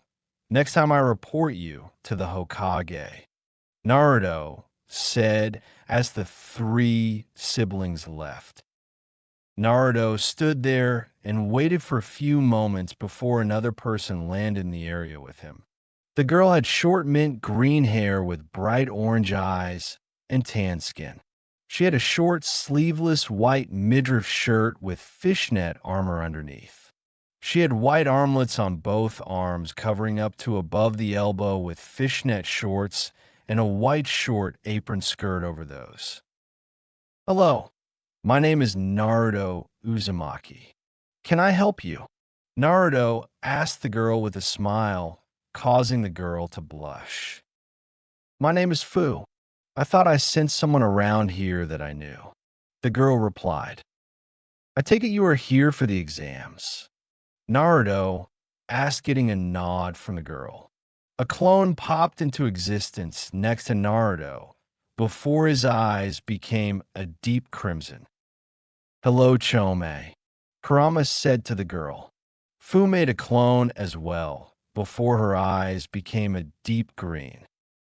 "Hello, Kuramane," Chome shouted as she tackled Kurama in a hug, causing the two teens to start laughing. "So you're a Jinchuriki too?" Fu asked, and Naruto nodded. Come on, I'll show you around the village and we'll talk, Naruto said, getting a happy smile from Fu before they walked off, with Kurama and Chome dispelling the clones they were using. Out from behind a fence stepped three other people. The first was a female with red hair, glasses, and she was wearing a lavender uniform that exposes her navel, short black shorts, and long black thigh-high stockings with black sandals. The second person was a tall male with spiky orange hair and red-orange eyes. He was wearing a pair of black pants, a tan shirt, and brown sandals. The final member was another male with short white hair, purple eyes, and sharp-pointed teeth. He was wearing a purple shirt, blue pants, sandals, and a belt with water bottles attached to it. Did you hear that, Karen? He's an Uzumaki, just like you, said the white-haired boy. Yes, I heard him, Suigetsu. I can't believe that there are more members of my clan still living, Karen said with a happy smile. Do you think you will be able to help me? Asked the taller male of the three. Karen turned and looked up at her teammate. I honestly don't know Yugo, but we will ask him and see. The only reason I can't help is because no one ever taught me any Fuinjutsu. Hopefully he has had someone teach him and can help. Let's go get us a hotel room, and then we will ask him later, okay? Karen said, getting nods from her two teammates. Triple X. Naruto was on his way to see his Gigi. He was sure that the Kage knew of the other two Jinchuriki, but he wanted to make sure. Naruto made his way up the stairs and knocked on the door to the Hokage's office, not having to deal with the secretary since it was after hours. After being given permission to enter, he walked in and closed the door. What can I help you with, Naruto-kun? Asked Hiruzen. Did you know that there are two other Jinchuriki in the village, Gigi? Asked the blonde. Hiruzen sighed and nodded before speaking. Don't tell anyone what I am about to say, Naruto-kun. Konoha may be invaded during some part of the Chunin exams. From what I have been able to find out from one of my students, the invasion is being led by Orochimaru and will more than likely take place during the finals. The reason I'm telling you this is because if something happens, I need you to try and hold off the Jinchuriki from Suna until help arrives. I know you have the Fox backing you up, which is why I'm trusting this mission with you.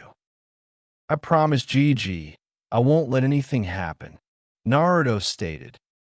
The Jinchuriki from Taki may be staying with us after the exams are over. The leader of her village can't protect her very well and said that if she would like to stay here, he is willing to transfer her to Konoha to keep her safe. Hiruzen explained, Go and get some rest for tomorrow, Naruto-kun. Just please be careful during the exams, the Kage said before the blonde left. Triple X.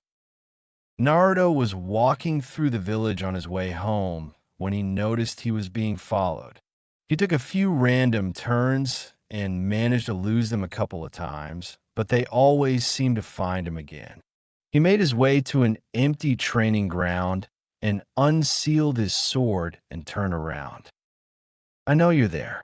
Come out now, Naruto said out loud. A few moments later, and out stepped Karen, Yugo, and Suigetsu. Who are you and why are you following me? Naruto asked. Please, we don't want any trouble. My name is Karen Uzumaki, and these are my teammates Yugo and Suigetsu, she said, introducing the three of them. You sense anything, Kurama? Naruto asked. The girl isn't lying, but there seems to be something wrong with the tall one, Kurama replied. What do you want with me? Naruto asked.